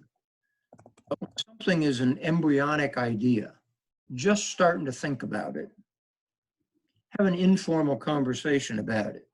so that another commissioner can say, well, I've never even thought about that being an important issue to our government. Tell me why you think that's important. You can begin the process of gaining some support, not necessarily for what you want to do, but at least support for other commissioners believing it's important enough to talk about, and important enough to talk about it with some solid factual information. One other thing about doing the research, let me discourage you from doing your own research, because inevitably other commissioners don't trust it. You may be the most honest person of all 5 members of the commission. But if you tell me you've been in contact with 12 other cities, you've talked to 4 other mayors and 3 other council members, and here's what everybody is doing. As a commissioner, I'm going to sit back and say, wait a minute. I think I might like a little bit more objective research done. And you can get that objective research done by the city manager. Why? Because he serves at the pleasure of the full commission. The city manager can't do the thing that you're being accused of doing. He can't say, I called 4 of my city manager friends who I know do this, and I didn't call anybody who did it and stopped doing it because I know that the mayor wants this particular answer. The manager shouldn't try to do that. A good manager won't do that. And if a manager does that, the rest of the commission ought to kick his fanny. Got it. So just really quickly, so the city manager should be doing all the research for items and providing the, I guess the city manager's memo or recommendation for all items, no matter if it's city manager or commission sponsored, it's his role and responsibility to do that research. Yeah, and in some cases, it may be that the city manager will go back to the commissioner and say, we're about halfway through our research, Mr. Mayor. Here's what we're finding out.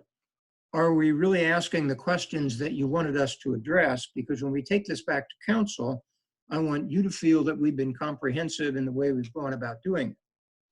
That's not to convince you that he's going to skew the report in your direction, but it's appropriate because it came from you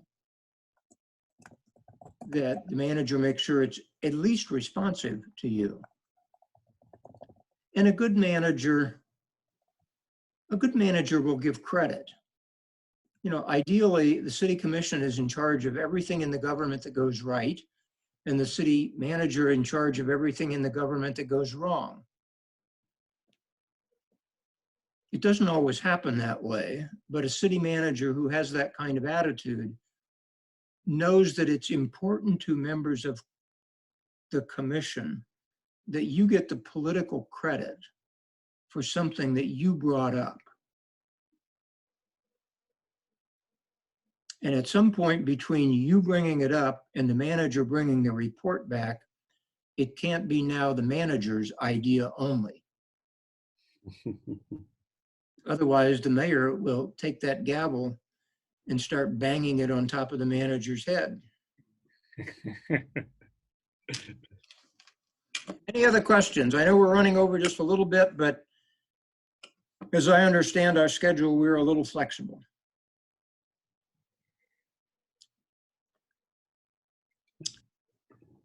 Well, then I think we're going to move to the in conclusion part of this conversation.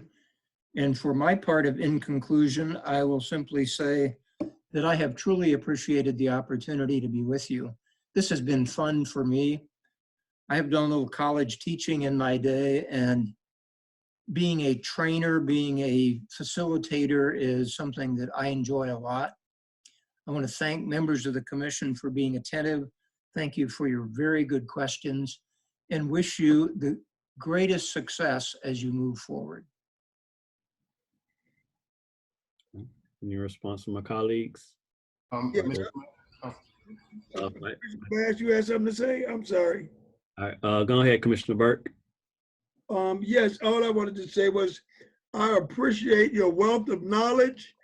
I appreciate conversating with you and given the opportunity to learn. I've learned a lot from you today, and I appreciate your time. But I appreciate you for taking your time to spend and sharing that knowledge with us. Once again, thank you very much. Awesome. Commissioner Bass? Yes, thank you, sir. I just wanted to also say thank you so much. I learned a lot, and I was also elated within myself that a lot of what you have spoken about today, I had already learned, which I felt good, kind of pat myself on the back. That's why I didn't have that many questions. But again, thank you so much, and continue to plant seeds that will grow in newbies like me. Thank you. All right. Thank you. Mayor. Thanks, Dan. I actually have a background in public administration, so it's always refreshing to hit a dichotomy between administration and politics, and why that needs to be in place. So thank you for that. I have a lot of theoretical knowledge, but the applied stuff is always the hard stuff to implement. So it's always refreshing to have someone with your experience, with your background, provide us insight. So thanks again. And Dan, I want to say thank you, you and Lynn, for organizing this, for bringing this information to us in this format. This is something that we, as the city of Opa-locka, as we transform this government and take it in a new direction, that we want to be guided as much as possible by the best experts and thoughts. And I really appreciate you enjoying doing this, because don't be surprised if we call you back for more guidance, more understanding, and maybe help us with those priorities and retreats to help us really think through this, because that is something that we hear loud and clear, and I just want to thank you for taking the time to do so. So much respect for laying information out so simply and answering our questions with your wealth of experience. Thank you, Mr. Mayor, and thanks again to all of you. And thank you, Lynn, for allowing me to be included. It was wonderful, Mr. Mayor. Dan, again, thank you, Mr. Mayor and members of the commission. If it's your pleasure to start again then at 1 p.m., if that's the schedule that we had before us, I'll be back with Shwanda and Scott at 1 p.m. I just want to make sure that's your time that you've got down as well, correct? Yes. Okay. Dan, thanks again, and great session. I do want to remind you the senior advisors are available to your city as a resource through FCCMA as a statewide association that support. And I'm glad that it worked for this morning, and Florida League of Cities University will be back with you at 1 o'clock. Great, thanks. Sounds good. All right, take care. All right. Thank you.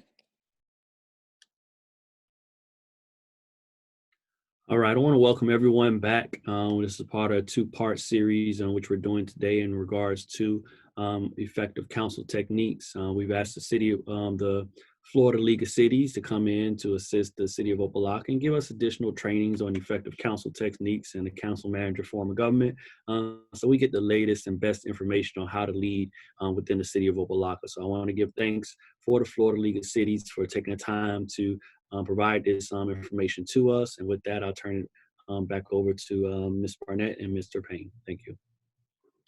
Thank you, Mayor. So greetings from the Florida League of Cities University. My name is Shwanda Barnett, and I think that Sharon shared earlier that I will be transitioning from working with the Florida League of Cities to being the ambassador for the Southern region. And I'm honored to be able to meet you all today, to be able to make connections and to really get to know you better and share a little bit about what we do at FLC University with my esteemed colleague, Dr. Scott Payne. So I'll let him take over. Good afternoon.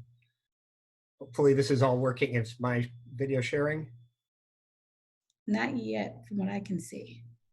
Yeah, we see you and hear you. Okay, can you see me now? All right, very good. So good afternoon, and it's a privilege for us to have a chance to spend a little bit of time with you this afternoon, talking about a kind of a wide range of topics related to the functioning of a council. We're going to talk about everything from the nitty-gritty of how meetings work and some things you might want to think about in that regard, to dealing with the press, dealing with your staff, dealing with the public, That means, of course, we're probably not diving as deep into any one of those areas as one might, but there will be opportunities to ask questions all the way through the presentation. We'll hit a question slide and we'll open it up for your questions to try to be sure that that thought that came to mind in the middle of a conversation doesn't get lost. And hopefully that you'll find this useful, and hopefully you also find it engaging. I know you've had a long morning already, a lot of good stuff in the morning session. We'll try to keep it energized this afternoon. We want to start, Shwanda and I, by talking a little bit about what makes being in public office different. And what I'm going to do is I'm going to share my screen here, see if I can do that successfully.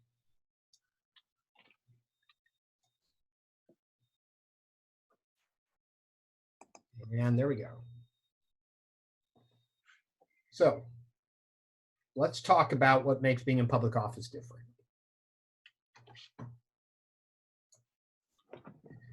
I don't know how long all of you have been in office, and I don't know how well you remember the difference between running for office the first time and being in office, but one of the things that we discover when we talk with officials, especially relatively newly elected ones, is how many new friends you have. And I use the friends description loosely. They may be all of a sudden all these people who want to join you on Facebook or follow you on Twitter. And they say that you're friends. I don't know if this is your experience. I know that many officials, including myself in my run for council, it's like everybody must have voted for me because I'd run into people after I was elected. So I voted for you, I voted for you. They're all our friends. But that doesn't necessarily translate into real friendship. People like to be close to people with appearance of power or real power. They like the association. They like to be able to drop names. Oh, I was talking with the mayor or the council member the other day. And so it makes it more difficult very early on for those of us in public office to know who we can really rely upon, who we can trust, because it seems like everybody wants to be our friend.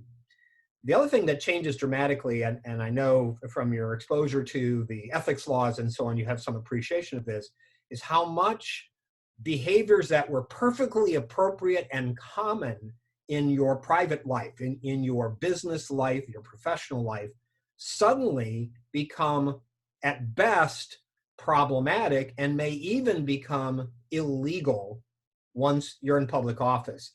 The simplest example that comes to mind for me is in our public records law. And we just did a 4-hour training a little while ago on public records, public meetings, and the ethics law. Under Florida public records law, if someone asks to get a public record, you can't ask for their name. You can't ask for their address. You can't ask for an email address. You can't ask for a phone number. You can't ask, oh, what would you plan to do with this information? All of that is illegal. Now, that's good customer service. If someone comes in your store, they call you from their office, the first thing you're asking is, can I get a name? Can I get a phone number? Of course.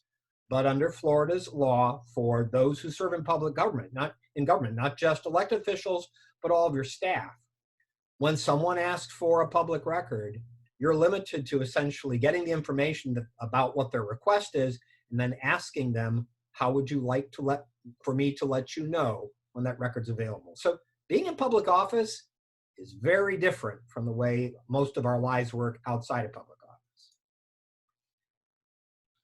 Now, what you may have already figured out is that Scott can speak to you today from the perspective of someone who has served in the official capacity of being a local elected official.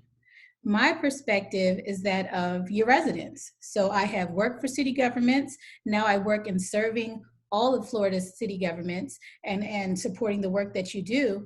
And so my perspective is going to be a little different. I'm going to talk about what public office feels like to those that you serve. And so something that comes to mind in getting us started talking about this is that the more diverse population that you serve, the more difficult it can be at times to really serve them all. As a resident, I can have the causes that I care about, the things that I'm willing to, come to City Hall to complain about or to talk about. But your responsibility really is to be able to serve all of these different residents with all of their different needs and all of their different requests, and really be able to be servant to all of them, a public servant to all of them. And so I recognize, even from the seat that I sit in, how difficult that obligation can be. And at the same time, it is the obligation. Of course, everything you do as a council member, as mayor, it's it's in the public. One of the things about our public meetings law is that no two of you can sit down and talk at any time about anything that might reasonably be expected to come before your board at some point in the future, which can really put a strain on the ability to have conversations, and it can put a strain on working relationships. Because in our private lives, if we had a meeting in our business and things got a little heated between a couple of us, we might just say, hey, let's go have a beer or have a coffee or go for a walk. And we'd sort it out together so that we'd be able to come back to the table with the rest of the team. That kind of activity, when we're talking about city business, is illegal under Florida's law. So you're in this environment where everything you do is public. You can't get around that. You have also at least a perception by the public that you have huge responsibilities. Certainly you do. The city can do so many things, and what we've been learning during COVID-19 is how many creative ways our cities can respond to the real needs of our residents. This is the city. The city is the government closest to the people, most readily able to respond to their particular needs. So you have this vast range of responsibility for things, and people will hold you responsible, but in practice, you have very limited authority. And especially when we talk about the reality of being on council. Nothing happens without a majority vote. So even if you have a great idea, you need a second, you need a third, in order to be able to see that great idea bear fruit, to actually come out with some result. Those are changes, again, in the way that we live our daily lives as public officials that are often very different from the way things have been for us in our private lives. So Scott, the other day I was listening to a podcast about entrepreneurship, and what they were saying was that a lot of people go into business for themselves thinking that they'll be able to make their own decisions about their schedule, about their lives, about the way they want to work. And what you find as an entrepreneur is that now, instead of having the one boss you had before, you have hundreds of bosses, or however many clients you have. Each one of those clients becomes your boss, so to speak. And so I imagine that it may feel that way for elected officials. Like, you are the ones making the rules, coming to the table and making decisions for your city, but all of your residents become your bosses because all of them have an influence in how you work, how you move, and the decisions you make. Would you say that it's like that, Scott? Absolutely. And one of the things that I think often causes those of us who are serving or have served in municipal elected office some degree of, laughter, wry humor, is when the person comes up and they're very upset with us because we didn't do what they think we should have done. And they say, I'm your boss. I pay your salary. Of course, as a practical matter, the salaries that most elected municipal officials get, not very substantial. But that's an echo of that sense you described, Shwanda, that people will, and appropriately so at some level. We ultimately serve in an office which is a public trust. So our obligation is not to any one individual, but to the public as a whole. The public really is our boss. So with all that in mind, I hope that that's kind of an invitation. Hope some of that resonated with you, and maybe you had a smile or maybe a little chuckle about some of those realities of being in public office. So we want to invite you for the rest of this afternoon to be thinking about how this may be different from what you do in your private life. And maybe if you've been doing this for a while and you're a public official for a number of years, still to think, how is this different? And are some things happening in my public service that I've forgotten are different than the way we live the rest of our lives? We're going to spend a little bit of time now talking about personality. And we're just going to do kind of a high-level conversation about the idea of personality.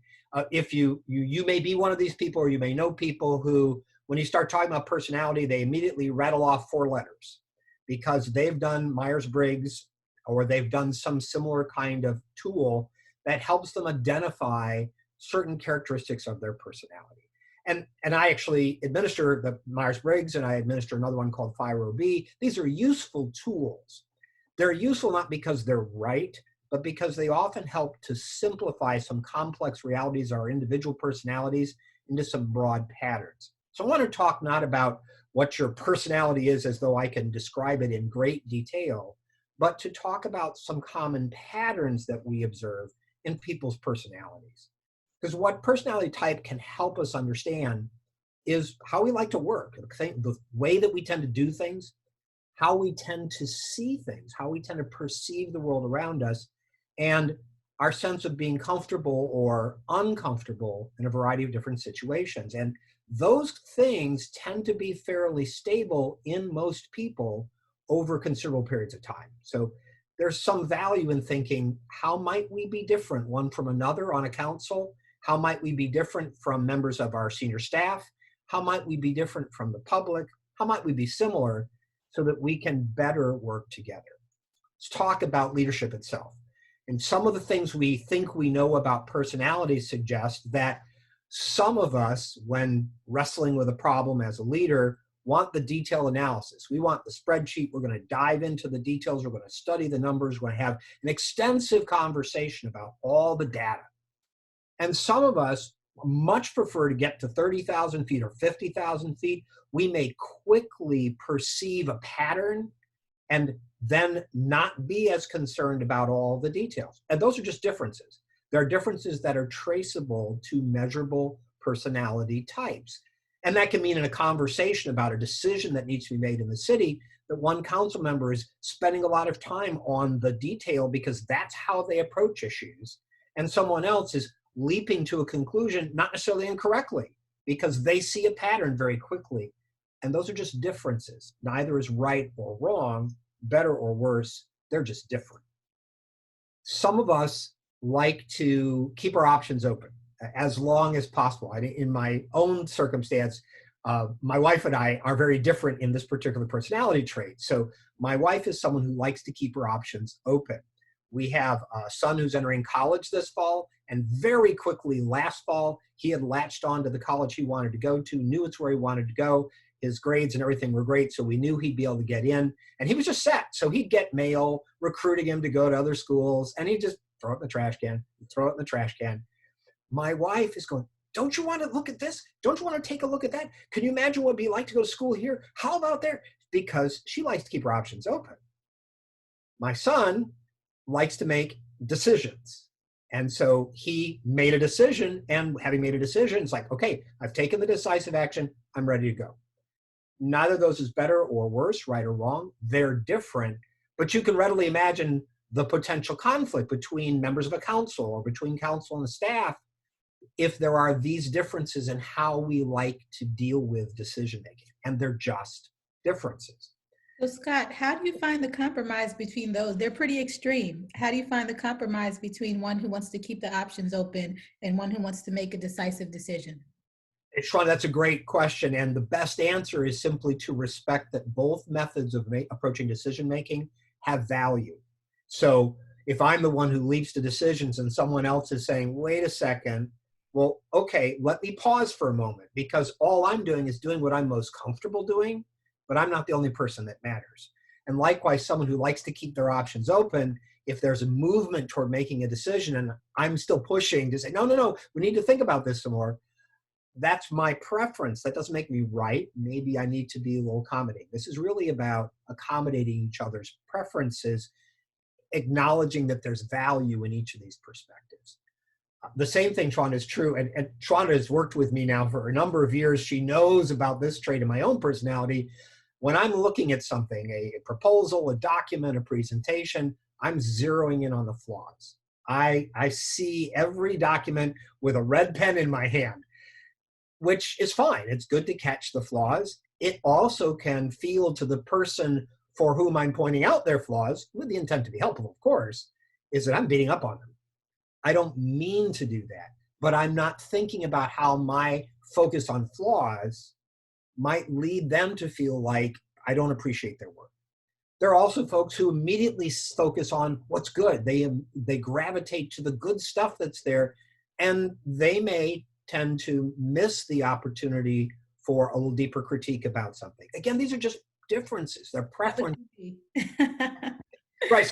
Swan and I work well together from this standpoint because we approach things differently, and that by allowing each other to approach things differently, we create a kind of balance there. When you think about problem solving, there's some research that suggests there are four basic models of how people tend to orient toward problem solving. Some of us focus on the structures and the systems. So we see a problem, we think we need to change a process, or we need to redo the org chart, and that's fine. And that's immediately where we go.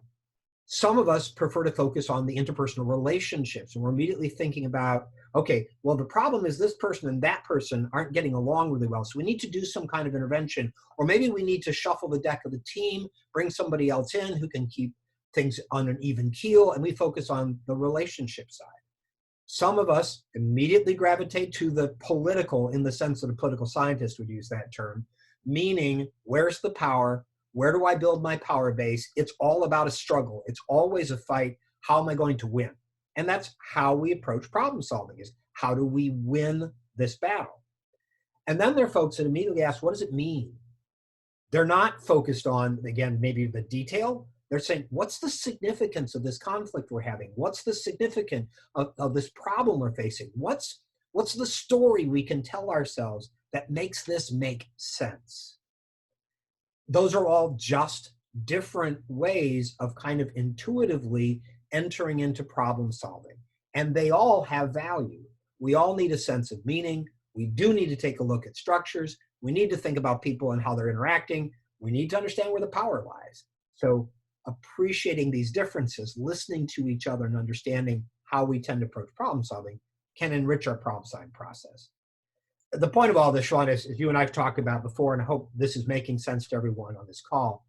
When we talk about personality type, there's no better, no worse, no right, no wrong.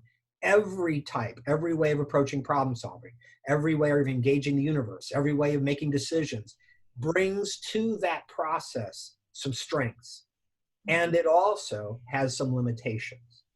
So when we discover, as we usually do, and even in a small working group, that we have differences that come out of our personality preferences, those are opportunities to build on each other's strengths and to compensate for each other's weaknesses. It's not about being right or wrong.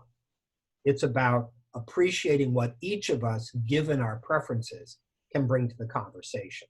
And that applies to the public as well as it applies to officials, whether appointed or elected. So the thematic message here, there are differences, accept that there are differences, seek to understand those differences. Don't judge them. Try to understand what they are, and then adapt to each other, accommodate each other's different perspectives so that you can have a richer, fuller process for gathering information, making decisions, dealing with challenges. So Scott, that adapt piece tends to be the hard part.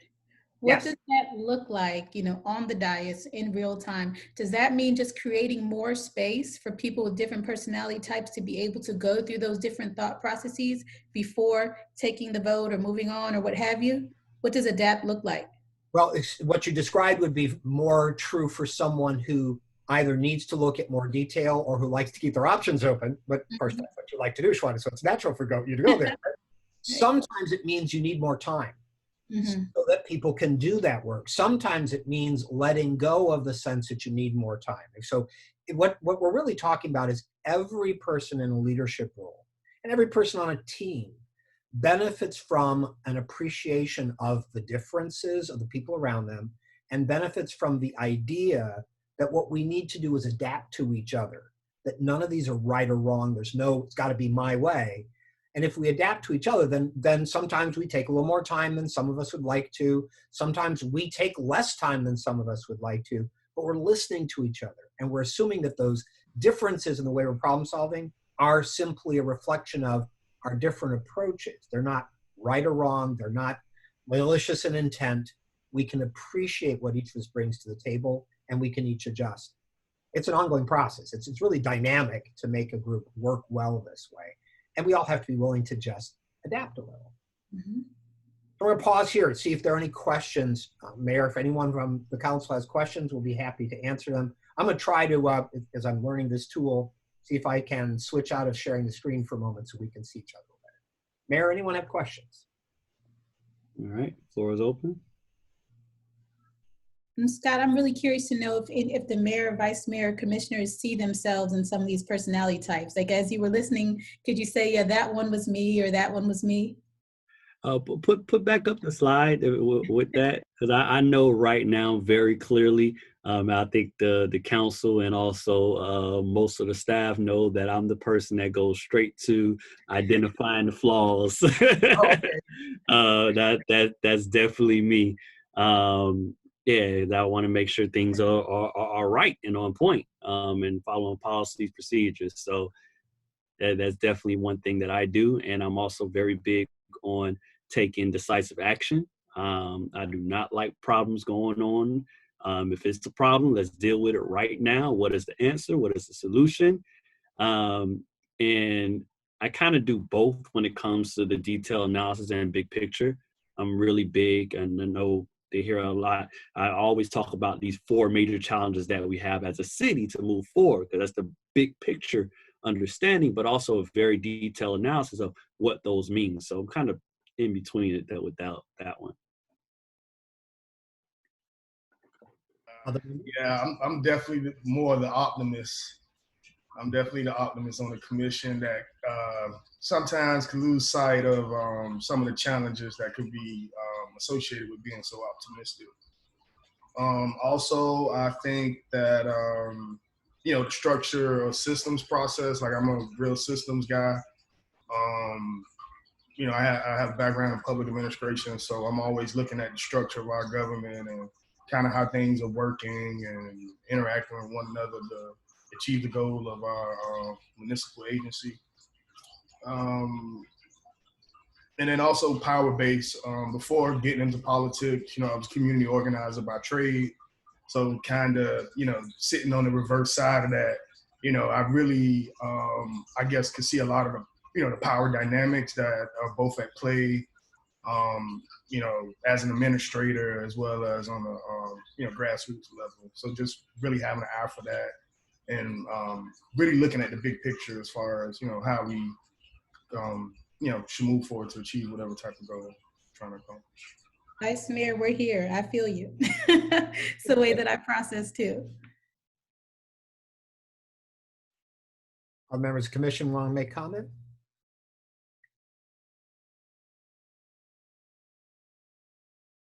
This is Commissioner Bass. I think I am the complete opposite from my mayor and my vice mayor. And correct me if I'm wrong, but sometimes we don't see ourselves the way we actually are. I think I'm the more laid back one. I don't speak that often because I process internally first. And once I've got it, that's it. So all the other, to me, it's just like, respectfully, but I internalize, I process, and then I speak. Thank you. Thank you, Christian. Anyone else want to comment? Okay. So what I hope that, as this conversation suggested, we often can identify some aspects of our personality pretty readily. We look in the mirror and we recognize that person. And as the commissioner just said, sometimes we're not as fully aware of those traits. And so if we just, the whole model here is that acceptance. You have to work together to get things done. So accepting that you each come to the table with your own unique gifts and your own unique blind spots, and just how do we work together and helping each other grow in that process. I think that's the idea behind talking about personality. Let's move to talking about something very practical now and not so high end. Running the meeting itself, the actual process of doing these meetings. And of course, all this is a little more interesting in this virtual world that we're operating in. There's some new challenges, and we're not going to talk specifically about those. You've been mastering those over the last several months as we've all been dealing with the necessity of physical distancing. Let's talk just a little bit about the agenda first and foremost. So when we design an agenda, basic principle of good agenda design is that you make sure you have enough time to do the work that's on the agenda. So either that means that you only put on a particular agenda the work that will fit in the time you have for the meeting, or you adjust the time of the meeting to meet the needs of the agenda. But you do one or the other.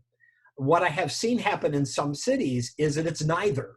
So an agenda is built without necessarily thinking about how much time it will take. And then we meet and it goes on and on because there's so much loaded into that agenda. And if you think for a moment about what happens when you have a really packed agenda and a real world sense of we only have so much time and there's less time than we need, what tends to happen, at least in my experience observing council meetings and participating in them, is we tend to front load the time. We tend to use a lot of time early because we're not as conscious of the clock ticking. And so we get into that first thing that needs some discussion, not saying that if we're wasting time, but we'll really get into that. And as we get toward the end of the agenda and we're all looking at the clock and realizing that whatever it is that's coming against the agenda is now running out, we're running out of time, the things toward the end of the agenda often get shorter shrift under those circumstances. So at the end of the day, the basic principle here is, and this is so working with your senior staff, working with your senior manager, make the agenda match the available time. And if it's clear that you really need more time, then make the time match the work that needs to be done. It's a collaborative process. You know, sometimes you learn by trial and error. You find out that you want to be able to talk more about certain issues than any of you realized. Okay, so in future meetings, you're going to make more time for that. You're going to recognize it's going to take more time. So just, that's a natural to think about, making sure you have enough time to do what's on the agenda. There's the notion you put the most important stuff first. I mean, and I say, as soon as I say that, I say, well, of course, you're going to begin your meeting in some customary way that you prefer. That's fine. And very early, you're usually asked to approve the minutes. And that's actually a very important exercise because the review and approval of the minutes basically determines what history will say about the last meeting that happened or the meeting whose minutes you're reviewing. So that is really important. But then you can just think about how your meetings go and what you tend to do, what you tend to like to do. If we want our best energy applied to the most important decisions, then those should be as early in the agenda as possible according to the literature in this area, because I'm fresh, I'm ready to get to work, we can have a good conversation, all my synapses are firing, I don't need my third cup of coffee. The longer the meeting goes on, the tendency is, of course, for us to be less sharp, less clear. So you put the most important work first. That way also, if you're running out of time, you haven't sacrificed something critical or you're not having to ram through something at the end with not enough time because it's so important. There is, however, a difference oftentimes between the commissioners and mayor's perspective on what's most important and staff. And I'm not saying that either perspective is wrong, it's just different. So if you've tasked your staff with developing something, a solution to a financial challenge, a way of dealing with stormwater, and a creative, whatever it is, you've tasked them with something and they come back very excited about this initiative they're going to propose. In staff's mind, understandably, they want 30 minutes, 45 minutes, an hour. They want to explain the whole thing to you. And because they're excited, because they think they've got something really good, they want to be sure you get as excited as they are. And that's wonderful. On the other hand, the commission's attitude may be, does this answer the question we'd raised? Does it address the concern we have? Okay, I've got 3 or 4 questions and now we want to move on. So there can be differences in a sense of how much time is needed, what's really most important. Again, like personality, those are simply differences that reflect where someone's sitting. But it is the basis for conversation sometimes about designing a good agenda, what's really important, what needs to be done first. One of the most important things in my experience, given this state, that I like to encourage councils to think about is time for talk. That you actually have to make time at meetings for you to have conversations about the things you're hearing in the community, the things you're concerned about, the things you want to address, the new ideas that are coming to mind, because you can't talk about those things any other place with each other except at these meetings. So if there's no space in the agenda for you, there's nothing wrong with the sort of report where someone says, well, I did this and last Thursday there was that, and that's fine. But in terms of the work of the city, time to actually talk about the concerns you're hearing, the ideas you have. If that's not happening in a meeting, it's not happening at all. So that's one of those things that council members and commissioners need to embrace as this is important, and that sometimes citizens may not feel that it's all that important. Want to talk a little bit about that, Shwanda? So Scott, I have had the privilege of traveling all around the state under the tutelage of Lynn Tipton and seeing council meetings all over. So from the Panhandle all the way down to the South, I've seen council meetings of different forms, of different forms of government. And the thing that always sticks out to me is that the public comment section often doesn't feel like it's really making any influence on the decision-making process. A lot of times it feels like a formality, like we're doing this because we have to, but not because what they say is really going to impact what we decide to do. And we're going to, what are we going to do with that? well, so part of what I say, Shawn, is that actually you're going to talk about that a little bit later. So you've nicely set up that conversation about dealing with the public and how we respond to them. But part of that, I think, also is that our residents frequently don't understand that you as a commission can't talk to each other except in these meetings. And so they wonder sometimes why you take so much time to talk about this, that, or the other thing when they're there in the audience and there's something really important they want to tell you. And again, that's just a function of being in different seats, observing from different perspectives and different knowledge. It also, however, is an invitation perhaps for the commission to make sure that on the one hand, you do make time for you to talk about things that you need to talk about, to sound each other out about where to go and what to do, and that you need to discipline yourselves and hold yourselves to that time so that when you're taking public comment, they know you're giving them their full attention. You can always add additional time for another conversation at a subsequent meeting. Most of the conversations you're going to have are going to be things that could benefit from some time to think. So it's a balance, making time to talk and making sure that you are holding yourselves to the limits on that time so that the citizens have their turn, and so the work of the city, the things that have to be passed and so on, that all gets done as well.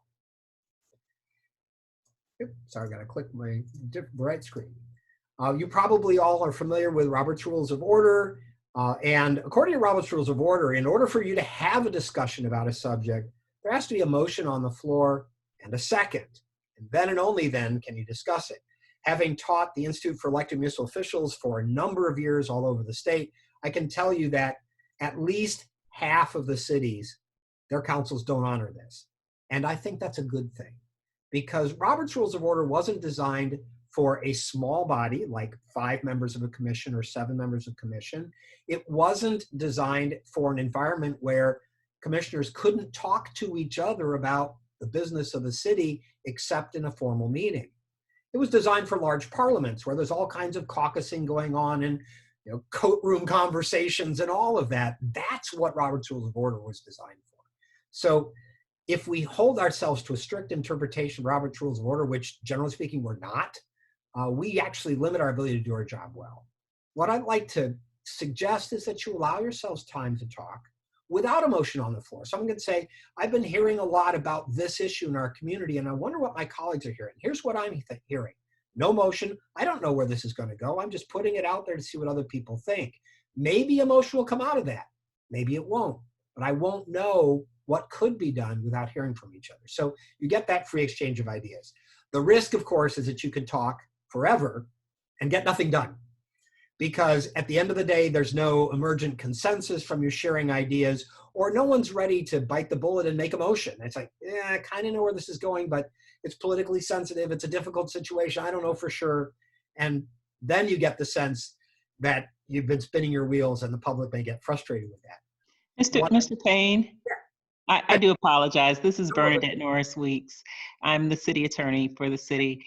And I just want to differ just a little bit on the discussion that goes outside of the agenda items, only because I think it leads to less structure and it could provide some notice issues in terms of sunshine, whether the meeting was properly sunshine or an issue was properly sunshine, which would be a liability issue for the city. And so I just felt compelled to weigh in on that, because I don't know that that's the direction that would be most in the best interest of the city of Opa-locka. So may I ask you a question? Yes, sir. So your point's well taken, and I appreciate that. If a member of the commission raises a question for discussion that's not on the agenda, and does not propose any action other than to perhaps schedule it for an agenda at a future meeting, does that raise the same concern for you? No, that does not raise the same concern. In fact, they have the ability to talk about things under their agenda reports that do not warrant future action. And actually, since we've been on the phone, one of the commissioners has indicated that she would like to bring forth some legislation that may be along the lines of what you're talking about for future agenda items, just as many other cities do. And so that's something that the commission may be looking at in the future as an option. But in terms of bringing things up, and they may or may not, have a vote, I think that's a really dangerous area that I would like not to see the commission travel in. And I appreciate that. I think your clarification is very much on point, and that's why I asked the follow-up question. So it's the concern, again, I don't put words in your mouth either, but the concern is the public has a right to know that the commission is going to make a decision. And that's the whole idea of agenda and notice and public participation is before the commission acts, the public gets to know they're going to act or may act, and they have a chance to weigh in. And so I absolutely hear the very legitimate concern, absolutely, about don't go there. Don't introduce something or you say, hey, we've got agreement, let's just act, because that really deprives the public of their ability to participate. And I hear the concern. Right. Vulnerability. Thank you so much. Mr. Payne, just to be clear, based upon what you're saying, like in a workshop setting where we are not making decisions, we can bring up any topic that we want to discuss as a commission, whether it be citizens' concerns, ideas, thoughts that may not be specifically laid out on that workshop agenda. Well, now I'm going to, again, defer to your attorney and suggest that there's a further conversation to have there, because workshops are different than general business meetings and than public hearings. And so there are some specific rules, as I understand it. I don't give legal advice. I'm not an attorney. That you need to explore. So I think if you, Mayor, if other members of the commission are intrigued by this idea of creating some space for conversation and recognizing the concerns that your attorney has raised, very important concerns, sounds like a great opportunity for a subsequent agenda discussion about adopting maybe some policies or procedures for how you conduct these sorts of conversations, so that you open up the conversation where they can legitimately happen, and you don't take actions that could put the city in jeopardy and deprive the public of their opportunity to participate. That perhaps the best path. Shawana, talk about presiders and the rest of the members of the commission, if you would. So Scott, if you could click through and pull them all up. So pretty straightforward. The understanding is that presiders should honor the order of request for recognition from the council and allow for fair and balanced participation, regardless of your feelings about what's being shared. At the same time, the members should honor the role of the presider, allowing them to do their work and to understand the need for fair and balanced participation. Scott, what would you like to add to that? I think the most important message here, Shawana, is simply the idea that we should honor each other. Mm-hmm.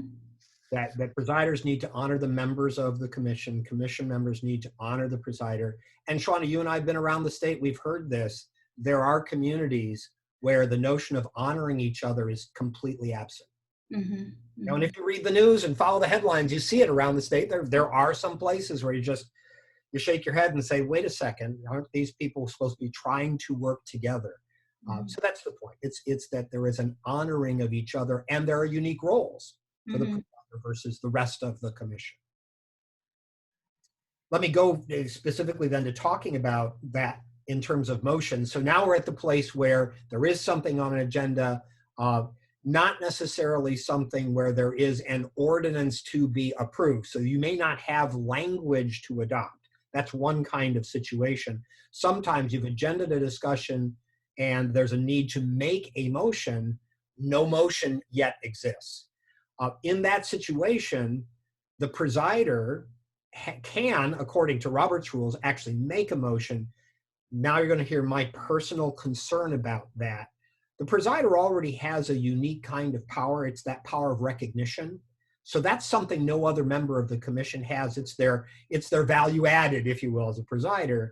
If they then add to that the ability to recognize themselves to make a motion when other people might want to make one, you can see how that can cause some problems. I'm not saying it's illegal or wrong.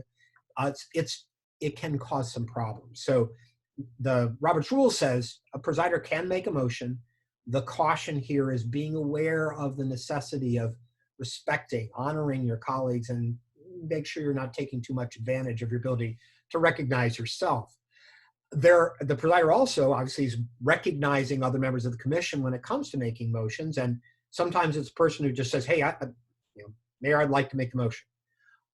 Sometimes someone has been championing an initiative, and honoring that person as all this work has been done and we're getting to this place where now it's time to take action, honoring the good work they've done, that your colleague has done to get here, that opportunity to say, you were the principal advocate, you were the one who drove this train, or whatever language you want to use, would you like to make the motion? Again, it's part of this notion of honoring each other on council.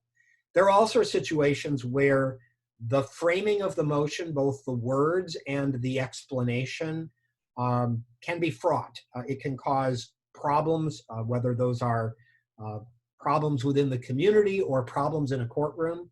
And under those circumstances, the presider very prudently may look to see who is it best prepared to make a motion that will not cause those problems. And that's, again, all of you on the commission are serving in the interest of the public.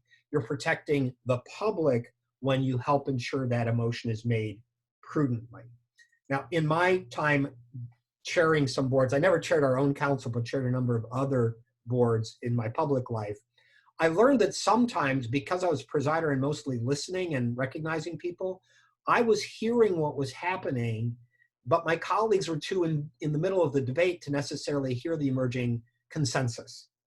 And so that we'd reach this point where everybody kind of aired out their points of view. Again, there's no formal motion in front of us, no ordinance to adopt. And I would realize that no one was quite sure where to go. I didn't want to make a motion. I would just say, all right, I've heard a lot of debate. I think we might be ready. So I'll entertain a motion, and then I would offer to them language. Say, maybe this is the motion we should adopt. And very often that kind of helped because I was able to spend more time listening to crystallize what people were thinking. So it's a unique opportunity for presider to offer what the motion might look like to a colleague if one thinks that colleagues perhaps are not sure. And of course, you're offering it in the public setting. You're saying to the group, I'll entertain a motion. Sometimes that helps us move forward. We hear from people from time to time at EMO about the challenge of getting the job done. You've got a great idea, you make a motion. The assumption is if you make a motion, you support what you're moving. That's presumed to be the case. The person seconding the motion may not. According to parliamentary procedure, generally, someone may second a motion to be sure it gets discussed, but plans to vote against it, and that's okay. But making a motion one's not willing to support is generally frowned upon. So the mover should support it. A seconder can do it for the sake of ensuring there's a conversation about it. If you're having trouble getting a second, it's worth thinking about who on the board might want to take it on and why they'd want to take it on, and crafting your motion to attract their vote. I mean, this isn't about my personal motion. This is about a motion that will attract enough votes to be passed by the majority, so it needs to be crafted with some regard for the other members. And if you find that it's hard to get a second, whether it's on a particular subject or maybe it's a general pattern. I've met some members of councils and commissions who feel like they just aren't getting any traction. It's worth thinking about what might have happened that would lead to that. And is there something, sometimes people get a little personally affronted, and sometimes there's a need to remedy that, again, consistent with a sunshine law, but to find a way to remedy that. And you can also work with your constituents. Remember that you represent them. Your constituents don't necessarily know that you're not sitting in the office of your colleagues talking about this issue that's so important to them, because you can't. And so sometimes reminding the constituents that if this is important to you, I need the support of other members of the commission. So talk to your other commissioners. Don't just talk to me about it. That's both fair because you can't get it done alone. and it reminds them of their responsibility as residents of the community. And we'll pause there again to see if there are any questions.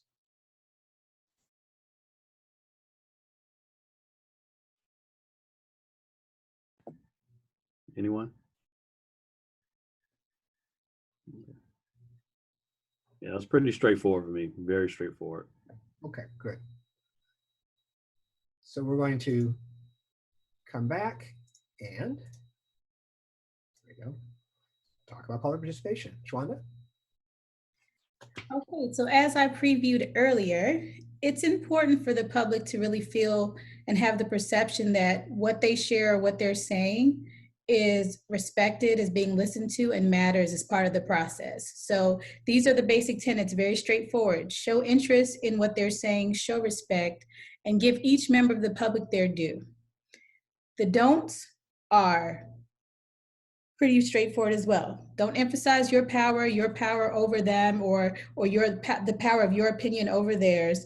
Don't personalize it, and no matter how they try to draw you in, don't let them take you there. And that one's a tough one, because I mean, the attacks will come, the words that attack your character, attack your role, and you know how hard you work and you know how hard you're committed, and those words that really challenge all of your sensibilities will come from the public, but don't let them take you there. And if I may, Shwanda, serving on council for 8 years in the city of Tampa, I can assure you that there were certain members of our community who seemed to take particular pleasure in coming to council meetings and speaking during public comment in such a way that they would go to response out of one or another of us. I mean, the whole point of the exercise sometimes seemed to be nothing more than, could they get a rise out of one of us? Mm-hmm. And once I understood that that might well be what was going on, that helped me not go there.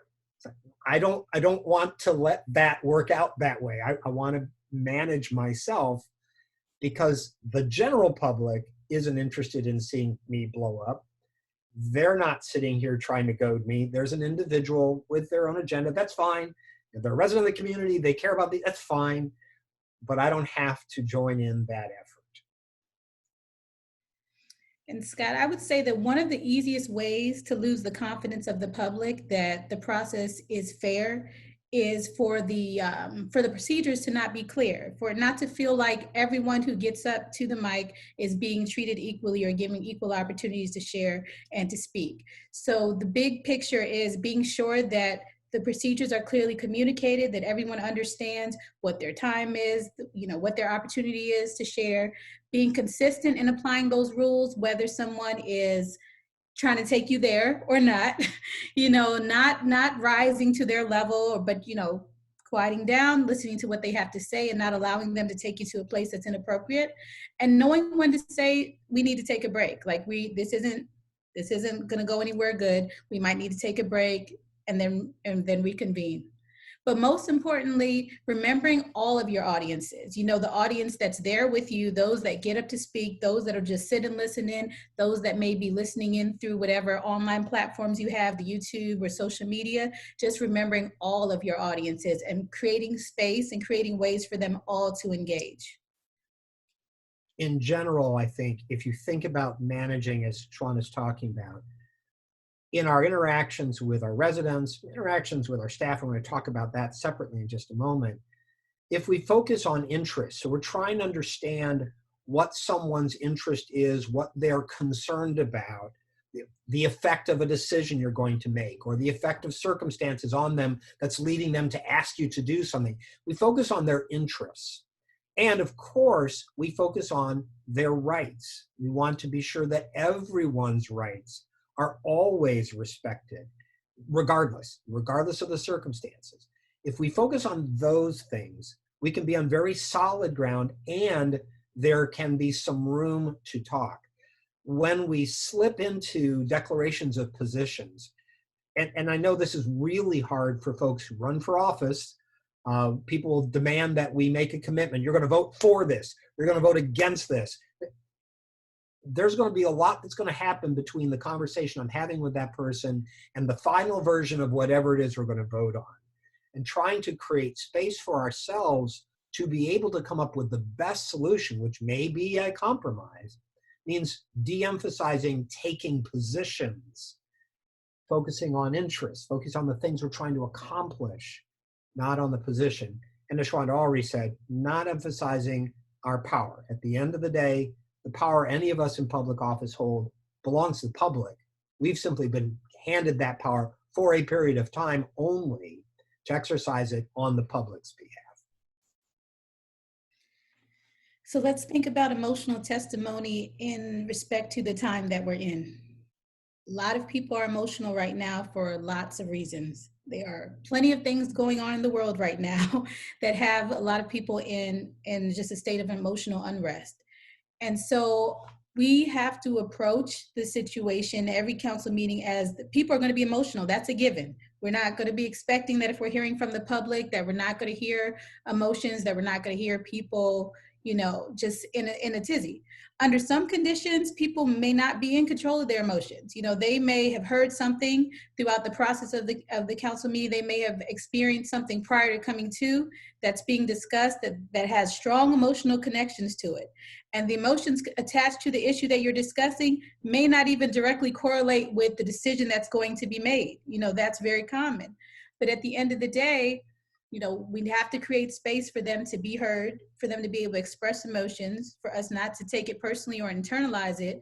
And even if their emotional reactions don't yield to a rational argument, you know, that's the part of being quiet, you know, not necessarily rising to the level that where they are, where they're trying to take you, but being able to hear what they have to say and give them the time and the space and the opportunity to express.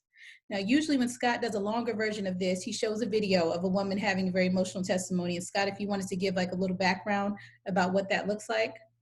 So this comes from the city of Dallas, and it's a few years ago now, and there had been a number of, you know, the story we're having conversations about today, there have been a number of instances of Black men being killed by officers, typically white officers.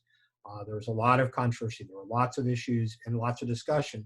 They called a town meeting. This was actually the second town meeting. The first town meeting just fell apart in chaos. So they reorganized and rethought about how they were doing the meeting. And on the stage, you have the district attorney for that area, you have the county sheriff, and you have the city police chief. And people are speaking to them in this town hall setting. So they get the mic, they have a couple minutes, 3 minutes to speak. And then members of the panel are responding, and they're trying to create more of a dialogue.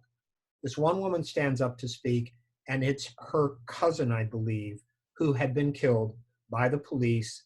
And she talks about not having seen the body cam footage at that point, and that they have a right to, and at the same time not being sure she wants to see it. And as she talks about the loss of her relative, she gets more and more and more emotional, so that by the end of her comment, she's just repeating phrases and she's broken down. And what you see, and the reason I use the video, is what you see at that moment is the three panelists, the DA, the police chief, and the county sheriff, just sitting there. They don't say anything. And it's a really painful moment. You know, when I was about 10 years old, my mom took me to neighborhood church revival. And I'll never forget hearing the evangelist say this phrase: no one cares how much you know until they know how much you care. And this was his opportunity to invite the community, to the church community, to really get out into the community and start meeting the needs of the community, making sure that what they were doing wasn't just lip service, but what they were offering was meeting the people where they were.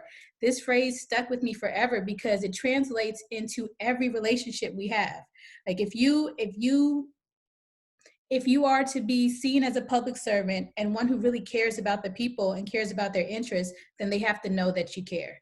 And so the biggest piece of all of this, responding to the emotional, is not ever allowing ourselves to be defensive or rise to the level of trying to defend ourselves and lacking empathy for the citizens who are showing, you know, these emotions. We have to be willing to let people be human and de-escalate an emotional situation by acknowledging that, you know, their feelings matter and that their feelings are real. Shwanda, one of the things that I know I'm guilty of from my time in public office, and I've seen other council members do this, the better we understand our business as members of a council or commission or the mayor, the more readily we hear in every public comment errors of fact, errors of process. They just don't understand. And so the first thing that some of us, me being one of them, tend to do after they've spoken is to correct them. We explain how the process works. We tell them that that's really not what happened because we know. And so the point, what you were just making, Shwanda, is that's not what they need to hear first. If we actually want to have constructive engagement, especially with an emotional public, it's important to start to lead with empathy, which certainly I know you all have for your residents.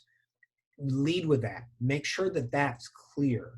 Only once we've established the bond that we care about what's happening are we able to then talk about, and what do we do about it. And Scott, I would say that all of these points that we mentioned translate to every relationship we have in the city. So the relationship with the public, the relationship with city staff, the relationship with each other, like all of these things to keep in mind will translate to those relationships. Would you agree? Absolutely. Yeah, and not just in public office, but in our relationships of a personal nature. Mm-hmm. Don't go to the solution, go first to the empathy. We'll pause here and see if we have any questions.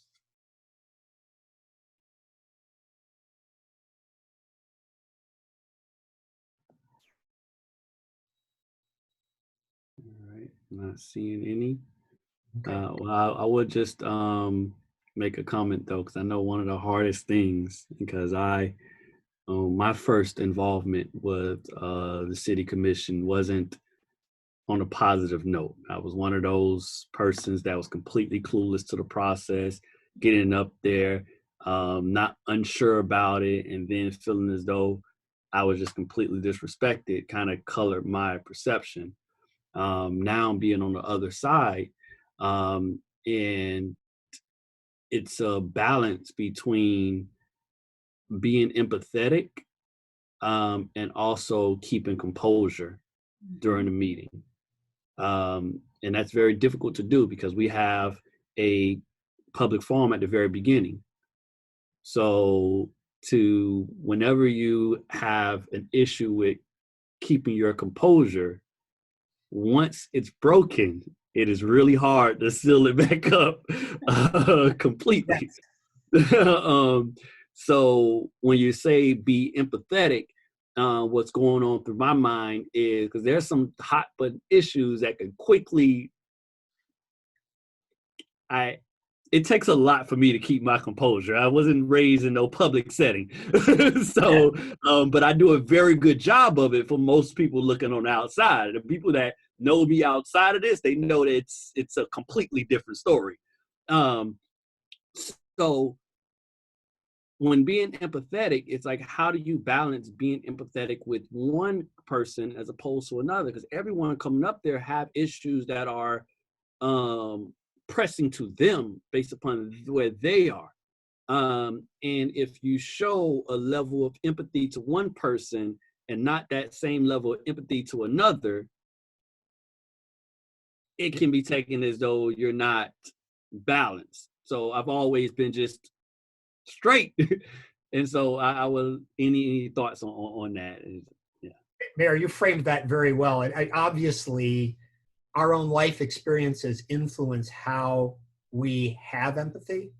If someone tells a story that actually resonates with my personal experience, I'm automatically more likely to be empathetic. It's just that emotion is there. Someone and they're complaining about something, and I'm kind of saying, just get a life. I mean, inside myself, it's harder for me to share the same level of empathy. So that point, that what you framed is very, very real, of course, and very well said. Me personally, what I would suggest, and Shwanda may have a better idea, what I would suggest, or having sat in that spot, is the combination. You talked about being controlled, not giving too much away. I think that's prudent, and especially when we're just taking public comment, you can't, it's not good practice to engage with every person who comes up. That in and of itself both prolongs the meeting, it can escalate conflict. The point is for the public to be heard during that time. That's what they have a right to. And if we get engaged with someone, then other people may not really get heard. What we tend to recommend is that you don't engage. There's a thank you for coming forward. If something that happened was clearly that's something that demands a little more than thank you, just, the audience, everybody's sitting going, oh, that was just, oh, my heart is, then you can say something like, Ms. Smith, clearly that's a very sensitive issue for you, or that you care very deeply about that. We'll have a chance after we've heard from the public to discuss the points you've raised. And so there's just that acknowledgement of, wow, you clearly are upset, and I respect that, I understand that. And then we're moving on for now, but we haven't forgotten you. And whether that's later in the meeting or whether that's agreeing to meet with the person, let's talk after the meeting so I can meet, or whatever. And so you move on. You're not getting embedded. And that, when I saw people do that, and I learned to do that, that tended to both allow us to communicate some empathy and not to get things off the track. Yeah, So we've started in the city of Opa-locka. Oh, I'm sorry. No, go ahead, Mayor, please. Yeah. We've actually incorporated what we call right after everyone speaks, we give the opportunity for anybody on the commission and the city manager to briefly respond to any major things that come up. And I think that has gone very well within the city. We get same time. We try and keep it 3 minutes. It's kind of difficult because they can take over a whole meeting if we keep responding. But we try and address all the concerns when we each kind of respond individually. And that's actually been pretty helpful. That's a nice process. Mm-hmm. So a couple things I would say: body language or facial expressions go a long way. And the other piece is, I loved how you set up your comment by talking about what it felt like when you were on that other side and the level of understanding you had of the process once you were on the side of the commission. And one practice could be to see everyone that stands before you as you on that other side. Depersonalize what they're actually saying, but understand that this commitment they've made to involve themselves in this process, when so many of your residents don't even know how any of this works and won't ever engage you in this process. If we look at each person that chooses to engage in this process with some level of appreciation that they care about the importance of what you're doing, that can go a long way too. So as a resident, I'll say that's my perspective. I have a question. We respect the public forums or public comment periods during our commission meetings. I know it's been a matter of discussion in the past whether residents, when coming up to speak, if they should limit conversation to items that are only on the agenda, or should it be opened up to anything they choose to speak on relative to their First Amendment right to freedom of speech?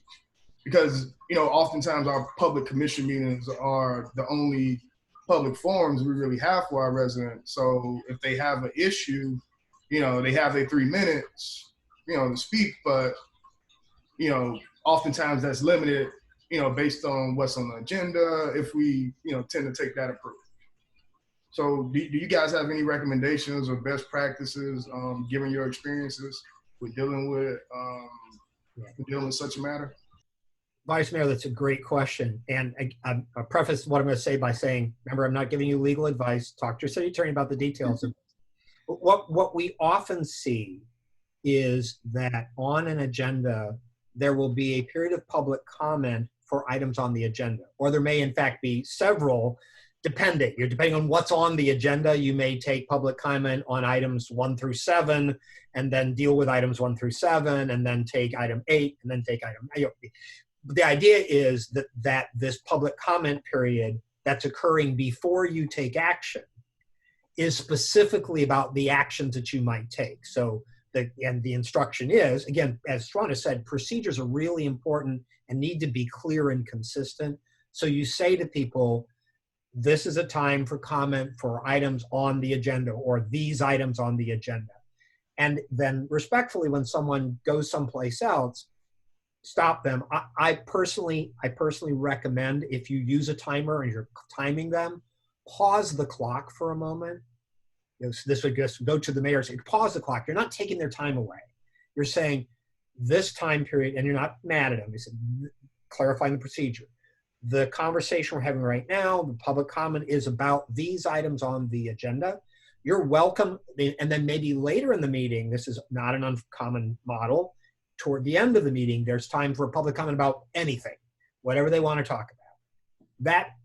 That allows you to keep public comment focused on the subject matter of the decisions you're making, and it allows you to honor the public's desire for a forum where they can speak to all of you at once. It seems to be a fairly nice balance. I'm not saying it's the best, that there's nothing that works other than that, but that does seem to strike a balance between the need for the public to be heard about things that aren't on your agenda and your need to hear from them before you take action, and your ability to take action and not just get derailed by public comment about something that's not on the agenda. Thank you. That was very helpful. Thanks. Shall we move on and talk about one of the topics I know that always generates some interesting conversation, and maybe not a lot of conversation in this context. So we've talked about dealing with each other, dealing with the public. How about dealing with the press? And being in public office means that you have to learn to deal with the press. I'm just going to say a couple things about this because, at least in my experience, one of the things that can sometimes get public officials into public hot water is not having an appreciation of what the press are doing that leads us to get frustrated with what they do. So I'm talking especially about what we call the traditional press or the mainstream press, but this is actually also true of your community blogger, the folks who just make comments on Facebook. They're storytellers. First and foremost, whether you're talking about a professional journalist or a blogger, they're telling stories to interest some audience, whether that's a TV audience, a radio audience, a print audience, an online audience. They're telling stories. And so if you think about what makes a good story, something humorous can make a good story, conflict makes a good story, discovery that people with power are not so great always makes a good story. There's some sort of natural, familiar, basic plot frameworks. And all I need to do is say a few words and everybody invokes the framework and they understand what the story is going to be about. If I start with once upon a time, there's going to be a princess and a fairy godmother. Well, when we're talking about politics, it doesn't take much for someone to frame the story in such a way that everybody knows how the story is going to play out. And in those cases, often the public official is the evil villain in the way those stories get told. And that's because that's what they're doing. They're telling stories. Why are they telling stories? Because they enjoy it, perhaps, but also that's how they make a living. Because they have to attract an audience, whether it's online or whether it's in the newspaper or it's television news.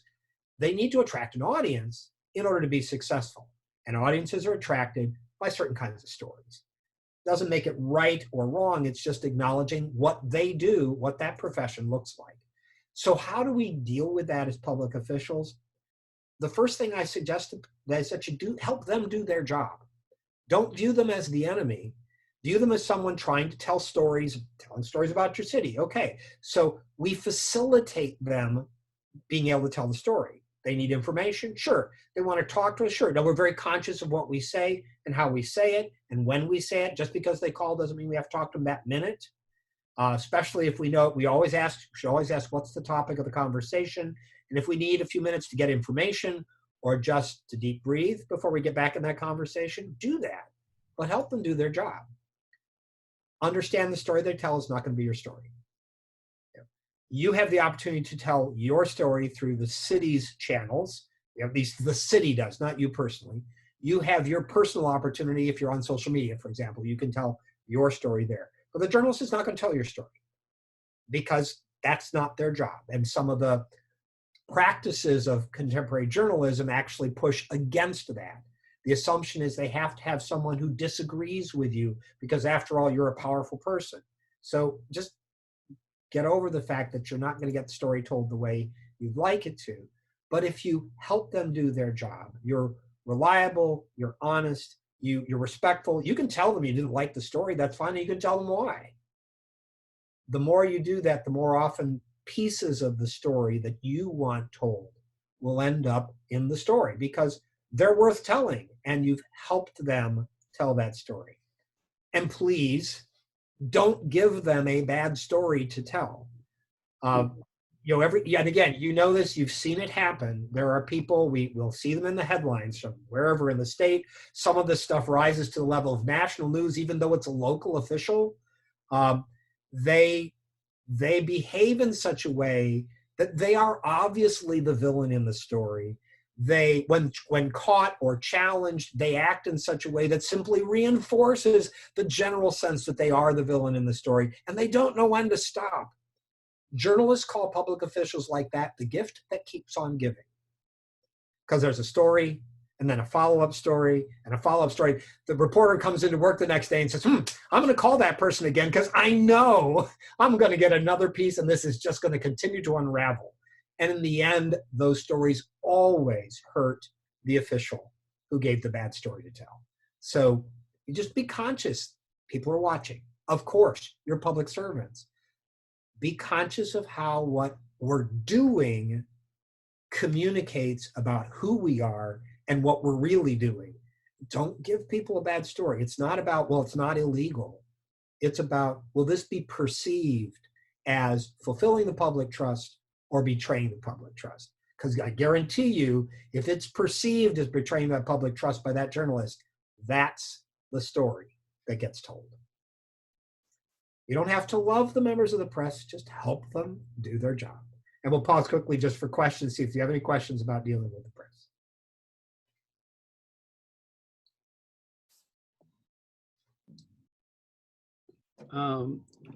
How, as elected officials, we all got different perspectives of different things, and the press is going to reach out to almost everyone, the government officials, us as a city commission, mayor, everyone. And if there is any conflicts, they're going to make that a feature. How do we manage that? How do we manage how do we manage the conflicts? How do we manage who speaks? Is it always the mayor? Is it always the city manager? Is it a PR person? Is it anybody that got thoughts? Like what's the best practices in regards to that? So Mayor, I'm going to say that there aren't clear best practices. I know cities where the council has come together or the commission's come together and they all agree basically whenever there's a question about what the city's doing, where things are going, how something's being handled, that everyone directs members of the press, members of the public to, and then fill in the blank, the mayor, the city manager, the public information officer, that someone.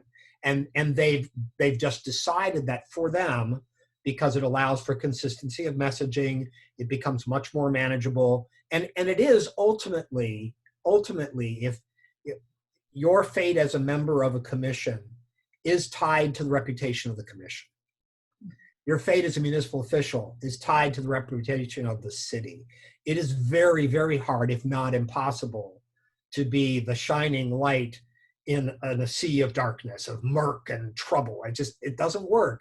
We all end up getting painted with the same broad brush. So some cities have adopted that model. Okay.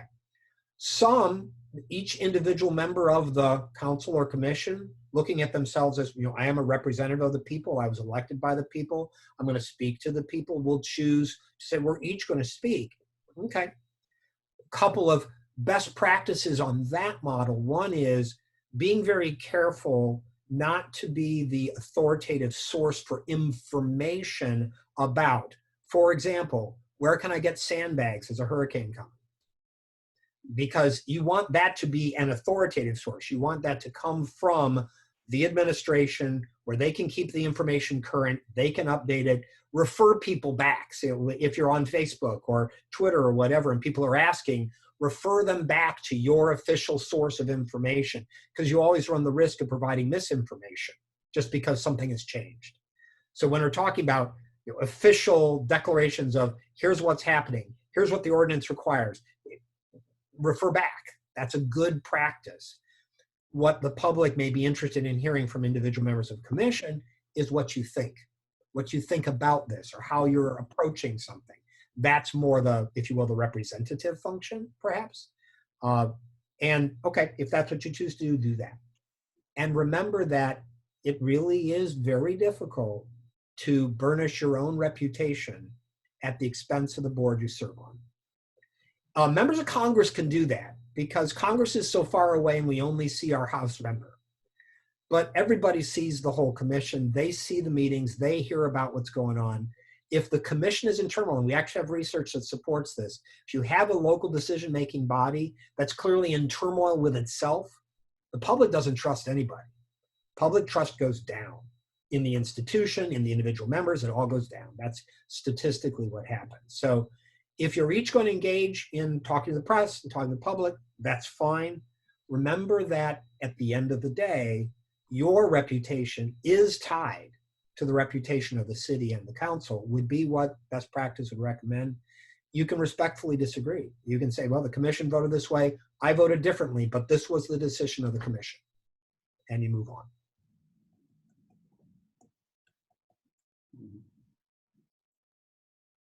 Other questions? All right.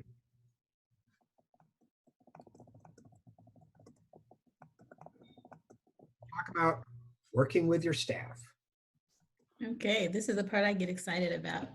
So this is an opportunity I want to take to learn from you all. We have the key positions up here, and I just want to get some feedback from you. Do you think that these bullet points pretty much capture what each of these roles does? The city manager managing day-to-day operations, helping to formulate the vision and sustain direction. City attorney, as she demonstrated today, keeping us out of trouble. And the city clerk providing expert counsel about processes, procedures, and ensuring that legal requirements are met. Is this pretty inclusive of what each role does, in your opinion? I see some heads nodding. All right, perfect. All right, Scott, next slide. So the same rules that apply, or the same principles that apply to engaging the public, very much apply to engaging staff. You know, letting the staff help you do your job and feel appreciated by you. Keeping your word. If you say you're going to do something, actually doing it. Allowing staff to be able to express, make it a two-way street, and any grievances that you have with them, raising them in private so that you don't embarrass folks. Doing what you can to boost the morale of the staff, and as elected officials, being willing to take bullets for the team, being willing to take ownership of things that don't go well, not pointing the finger at the staff, not making the staff look bad publicly. All of these are ways in which you, as the elected officials, can be empowering and supportive of the team that supports the work you do. Shwanda, can I add a little tidbit on that? Sure. So if you think about, I'm combine the keeping your word and taking bullets for just a moment. Again, you're on a commission, you're going to have conversations. I don't know how in the city of Opa-locka people handle communication, whether it's just through the city manager or through department heads as well. Point is, you are going to have conversations about issues, about direction, and those are perfectly appropriate between an individual member of the commission and senior staff. And understandably, senior staff wants to know where you're willing to go, what you feel comfortable with, what you're willing to support. That's appropriate for them to try to find out where you want to go, because they're trying to get the city where the commission as a body can agree it needs to go.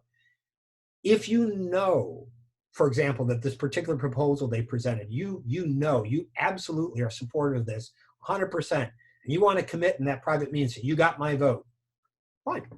Tell the city manager, definitely, I'm supporting that. If you're not sure, don't say that. You can advise, for example, so you could advise the city manager, I think this is a very good proposal. I like a lot of it, and it's always helpful to say, I particularly like this and this and this, be specific. I want to hear from the public, or I want to hear from my colleagues before I make a final decision. but where you're going as the next step and to bring that to the commission, I'm comfortable with that.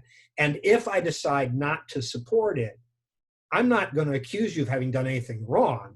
I'm simply going to say, based on everything I've heard from the public and my colleagues, I've come to the conclusion this isn't the right path. Remembering that the staff is working to make the city work.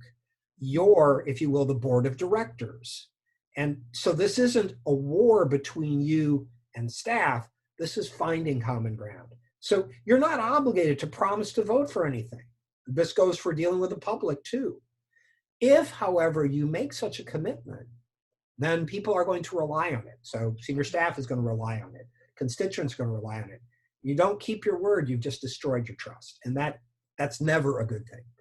Part of that also means that things will sometimes go wrong, and part of how you build that trust, the staff's trust in you, is by taking the bullets. And you can think about this in terms of organizations and who would you want to work for. So if something goes wrong, I know for myself, organizations I've worked with, departments I've worked with in organizations, when something goes wrong, even if I know it's my fault, if the boss goes, they have to go public or talk to the dean when I was at the university or whatever, and they say, yes, we, and they use the we word, made some mistakes, says, I accept responsibility for this. We're going to solve this problem. Instead of throwing me under the bus, I will climb any mountain for that leader.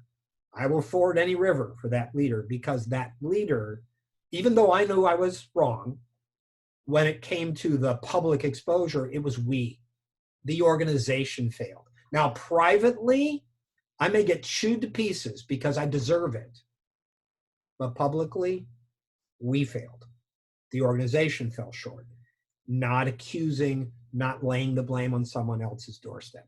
And you think about having a staff that wants to work in lockstep with you to go someplace good, take the bullets. They're going to be much more comfortable taking the next step with you. But Scott, how do you handle it when you have a staff member that commits an act that is so public and so egregious that you have to take some sort of public action to ensure that the public will trust the city and will trust the leadership of the city? Well, first and foremost, we can say an act occurred.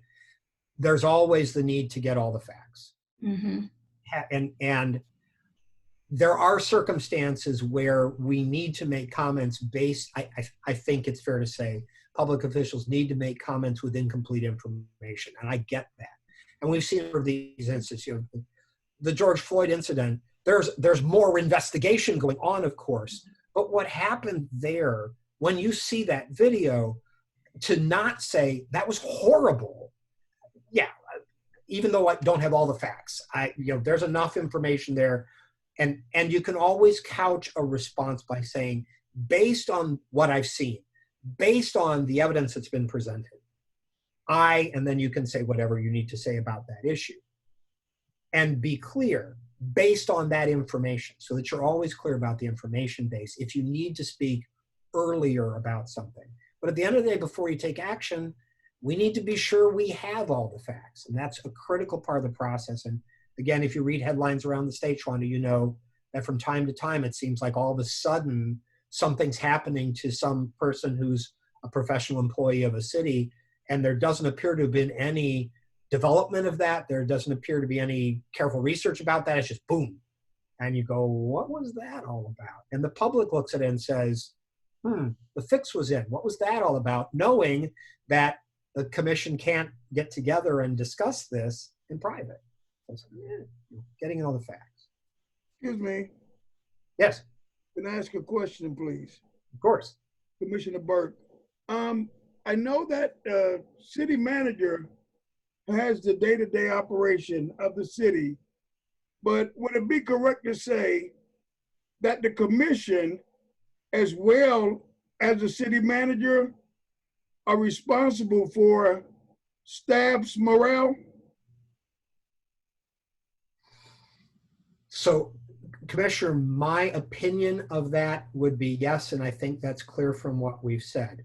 There are different responsibilities, I think, and I think Commissioner, you probably agree with that. There's a difference between being the top manager and what that means in terms of a responsibility for employee morale, and being members of a very public board of directors who oversee the work of that staff. I think those are different in the role, but I would, me personally speaking, and it's clear in the presentation we just given, I think, yeah, commission members have a responsibility for employee morale. And if I may, because that does remind me of a story, brief story. This actually happened at an email a number of years ago, and none of you know the person who did this.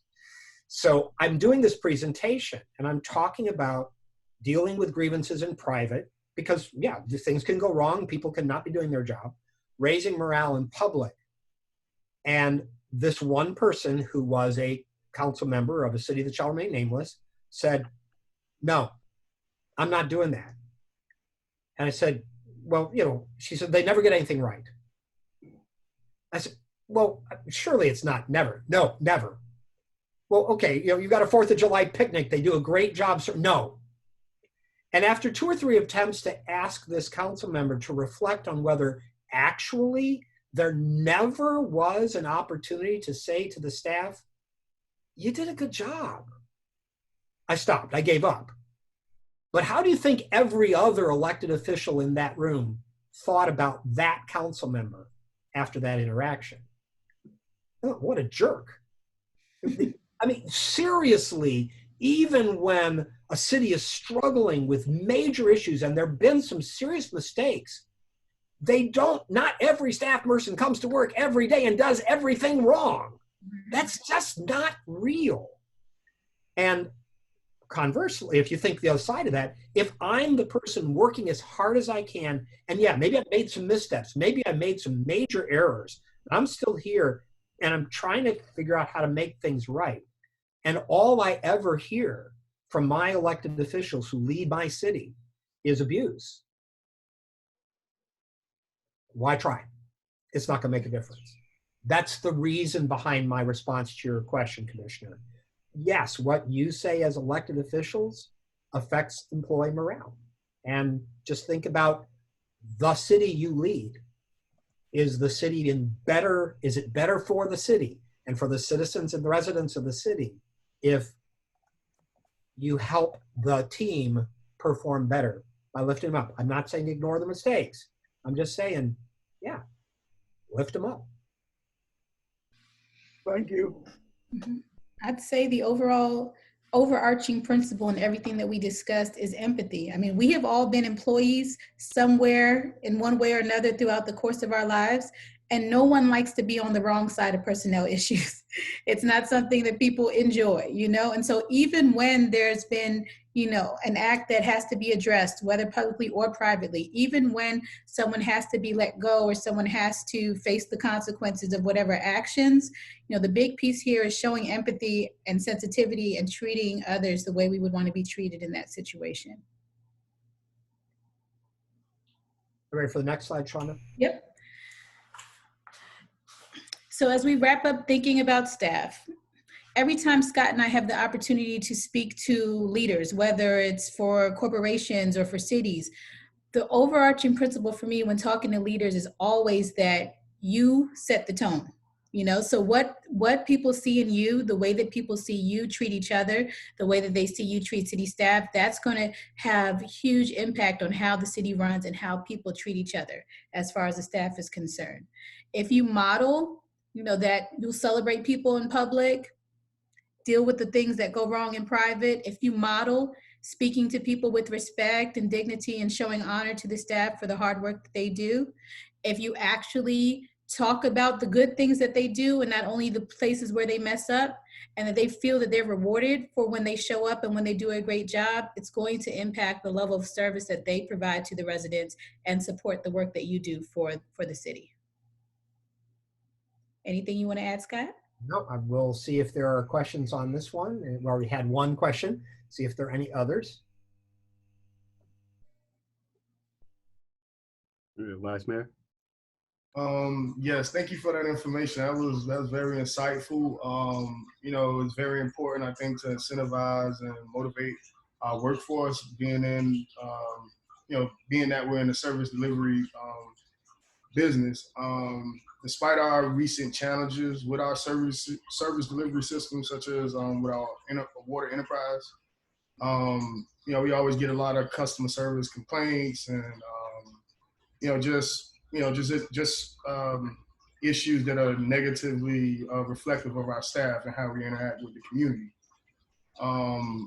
What have you seen, I guess, as far as like best practices or any innovative things we can do to, I guess, motivate our employees? Like I know, there's a bunch of probably like research out there as far as like, incentivizing employees and things that can also be done to kind of shift the focus of the workforce. I just want to know if you guys had any opinions on that. Shwana, do you have anything you want to offer?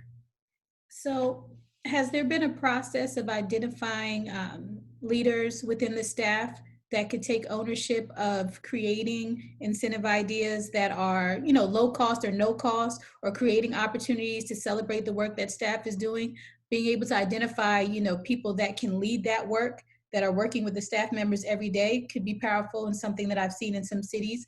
Also, this notion of having opportunities for the staff to hear from you all collectively, and the focus to be on the staff and not on, whatever the business of the city is. I think just taking the opportunity to really recognize those that are doing great work and making sure that people see that when you do great work, that we acknowledge it and we encourage and support it can really be a motivating factor for those who aren't rising to the level that you'd want to see. Thank you. And I also want to shout out Commissioner Bass, who was, pretty much taking a lead from the dais as far as, recognizing our employees. That she's done several events from a dance to, just recognizing them for the everyday impact that they're making. So, props to her for doing that. And I know it's not really, my area of focus, but, I try to do it individually. And, I think as a commission, we definitely should, pay more attention to that matter. But thank you for kind of bringing that point to light. Yeah, very well said. I'll piggyback on that. Vice Mayor, big time. Commissioner Bass, big time. One thing that I was going through them slides, and you talk about taking bullets. Yeah, I feel as though I done had everybody shoot at me from left, right, everybody, and it's just constant. And I'm like dancing, dodging bullets, and taking bullets, and it's just like, how many bullets can I take and dodge at a time? Like it's constant from everywhere, like from everywhere. It's like, how do you constantly have to deal with that when you always got a target, and everybody, like every level was just shooting. And it's amazing to sit back and and see it, but and witness it from just taking a step back, but being in there, having to constantly dodge and dance and be very careful, and have to take shots and then still be like have that professional relationship. It's very difficult. It is very, very difficult to do. Any thoughts on that? I hear you, Mayor, and I. That's one of the gifts, I'll put that in quotes, of public service, that sometimes you just become somebody's punching bag, or a lot of people's punching bag, and it doesn't matter whether you've done the most brilliant and public-spirited things you could possibly have done or not. You still get to be the punching bag, and it's not fair. However, as a parent, I know I've had multiple conversations with my children as they were coming into adulthood, and they would complain about things not being fair. I said, sorry, life's not fair. Don't count on fairness. It's not the way that works. The one thing I had an experience with this in my own early political activism many years ago, as you maybe I'll tell from my gray hair. There's a difference between the people who get involved in public service because there's some goal they're trying to accomplish. They want to get X done. And people who get involved because they believe that the struggle to work toward something has its own worth. The ones who are committed to, I've got to win, I've got to get to this goal, and if I don't get to that goal, there was no point, burn out. Because if things aren't going well, I mean, if they get to their goal, great, it's wonderful. But if they don't, at some point they hit that wall where they say, I'm never going to get there. I'm never going to get there. And then they pack it in and leave, as one of my colleagues, also a junior young activist, did. Those of us who are committed to the journey, as my colleague Shwanda loves to say, and who are working toward something, and we get up every morning thinking about working toward, with an appreciation that we may not get there. It might not happen in my watch. It might not happen in my term in office. It might not happen in my lifetime. But that journey we're on is worth making today's step. Not because someone's going to tell me I'm great, not because they're going to reward me for my work, but because I'm doing what I'm here to do, which is working on that road, moving us in that direction. Whether we get there or not, it's not my job. My job is to keep working in that direction. That was beautiful. Thank you. Thank you. I am a preacher in another life. So. Any other questions on this before we move on? Could I say, sometimes, I would like to say, sometimes we have to take a look at ourselves and see how we deal with people and how we deal with different situations. And sometimes there's a reason, in my opinion, that the bullets are coming at you. And if we take the time to look at how we deal with the situation or how we deal with people and recognize that, and then I think we can better appreciate the level of work that we're doing when you know that you've done your best and they're going to shoot at you, but I did the best I can do. I've treated you like I felt you should have been treated. And, you know, whether the bullets come or not, I'm satisfied with myself because I know that I've done my best. I've dealt with you kindly, and sometimes the way we deal with one another or with the public is why the bullets will come at you. And like I say, my thoughts are we all take a look at ourselves and see what we're doing, and then we can manage it better. Thank you. Thank you, Commissioner. I'll just make reference.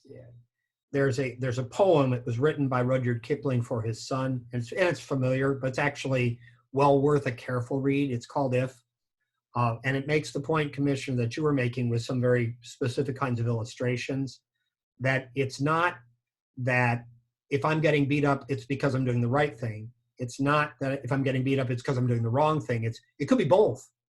And at any given moment, it could be either one. And the challenge that I think, especially in public leadership, you face is having the courage to look yourself in the mirror and say, okay, how much of that fire did I draw upon myself unnecessarily? And how much of that fire was unjust and inappropriate, and I've done everything I could? And just, look at both, because it's going to be a mix of both, and we certainly all can grow. So thank you for your comments, Commissioner. Thank you.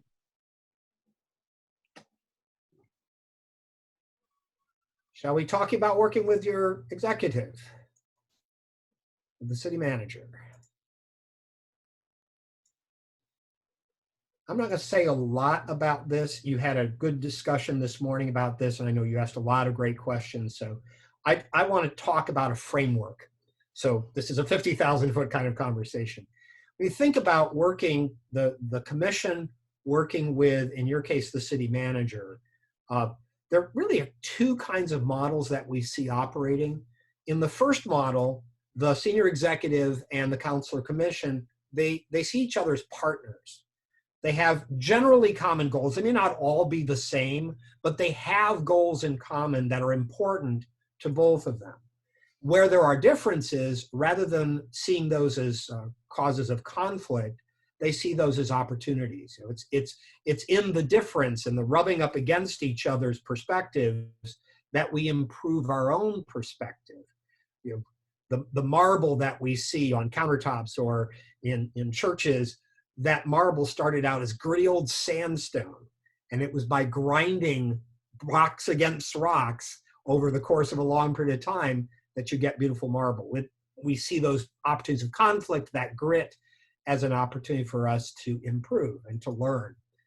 And importantly, the executive and the council are mutually supportive. So working to identify those things that are important to each other, finding common ground, getting it done together. So it's a supportive environment. Doesn't mean there's no conflict, but the conflict is always in the context of we're partners having a disagreement and we're going to work that out because there's so much that we share and we have this shared commitment. This particular conflict, we're going to work it out. The other model that we sometimes see is that of rivals. And in this situation, the executive and the council are seen as pursuing different goals. Some of those are policy goals. Often some of those are political goals, that there's actually a sort of sense of a political game being played. And in my own experience as a councilor in the city of Tampa, Tampa has a strong mayor. That's the strong mayor form of government. So the mayor was that chief executive, and absolutely this was a rivalry between the council and the mayor during my time of service, especially my first term. And so there were all these political machinations going on behind the scenes because we didn't share common goals. Then when there are conflicts, well, those are battles. You know, now we move into that political mode and where are my forces and I'm gathering my troops, I'm going to beat them down. And it happened. We'd watch it happen. And over the course of my first term, because our mayor was term limited out at the end of that term, early in my term, the mayor won every one of those fights. She just had all the power in her hand to do what she wanted to do. The closer we got to her term ending, the more of those fights she lost because she no longer really had the power. And of course, what would have been better, at least in my opinion, is if we could have worked together to identify shared goals and worked as partners in pursuing those goals. But we didn't. And as a result, it was a game of, you know, if you're on my side, then I help you. If you're on the other side, then I hurt you. And it works. And you know, if that's the situation one finds oneself in, as I did, you know, it's like, okay, we're playing chess. I'm going to play by chess rules. Wherever possible, when we can move to a partnership model, it builds greater sense of cohesion within the organization. It builds staff morale, and it improves public trust. Again, because there's not this ongoing, obviously politicized conflict. There's this effort of us working together. We're going to move toward closing by thinking about some things that might help you be an ideal counsel. So as we're wrapping up, I do want to say that I'm grateful to all that I've learned from you all today, and I look forward to connecting in the future and learning a lot more. As I'm currently learning about these orientations to public office, Scott's going to give us some more information, but you know, the first one is that you can have the orientation of the delegate, where you do what the people want. You can have the orientation of the trustee, where you do what's in the people's best interests. And then you can have the orientation of the politico. It depends. You know, so Scott, if you want to elaborate a little bit more on that for us. So the delegate model is exactly as Shwanda said, the notion that whenever there's an issue coming before the commission, you go out and do your very best to find out what the public wants, and whatever, or if it's the public that you're concerned with. So whatever they want, whatever majority of them want, that's what you vote for. And it's okay, that's fine. It's important, if that's one's model, that one remembers that the public is not the people who show up in the commission chambers or who join on this Zoom meeting. They are a part of the public, but the public is much larger than any group that we ever get to talk to. In fact, I've come to the conviction that the public is a mythical thing. It's not a myth. It's a mythical thing. It's so much bigger than any conversation we ever have. But seeking to know what the public wants and trying to get information about that mythic reality, that's a reasonable path. The trustee path is likewise a reasonable one. That's the position that, like the trustee of a trust, the trustee of a university adopts and says, it's not about what the students want or what the faculty wants. It's not, in the case of the city, necessarily what the public wants at this moment. It's what's genuinely in the best interest of the public as a whole. That's what we're going to do. The obvious tension with being a trustee is it puts you in the position of saying to your residents, I know you wanted me to do this, and I did this. Here's why. And I have to explain myself, and hopefully I can explain myself in a way where they're willing to say, okay, I'm not sure I agree, but I trust you. And after all, we elected you to make the decision, so I'm okay with that. There are going to be some issues, and this is where in practice I think probably most elected officials actually are politicos. There are going to be some issues where the sense of what the public wants, whether or not it's in the best interest of the public, is so overwhelming and they're so committed to it. It's like, can I really go against them? It becomes a very difficult decision. Or for an individual elected official, there may be a particular constituency so important to them and they're absolutely committed to a particular position. And one feels like, okay, I've got to be a delegate on this, even if I don't think it's the best. That can happen. And I think if you actually look closely at most elected officials, there are some issues for each of them where they're doing what they believe their constituents want them to do. In their own opinion, they might not even have formed one because they know they're just going to have to vote with their citizens on this one. There's really not a choice. And likewise, there are places where hopefully we know the public doesn't know about a lot of these things, and that's okay. That's why we have a representative form of government.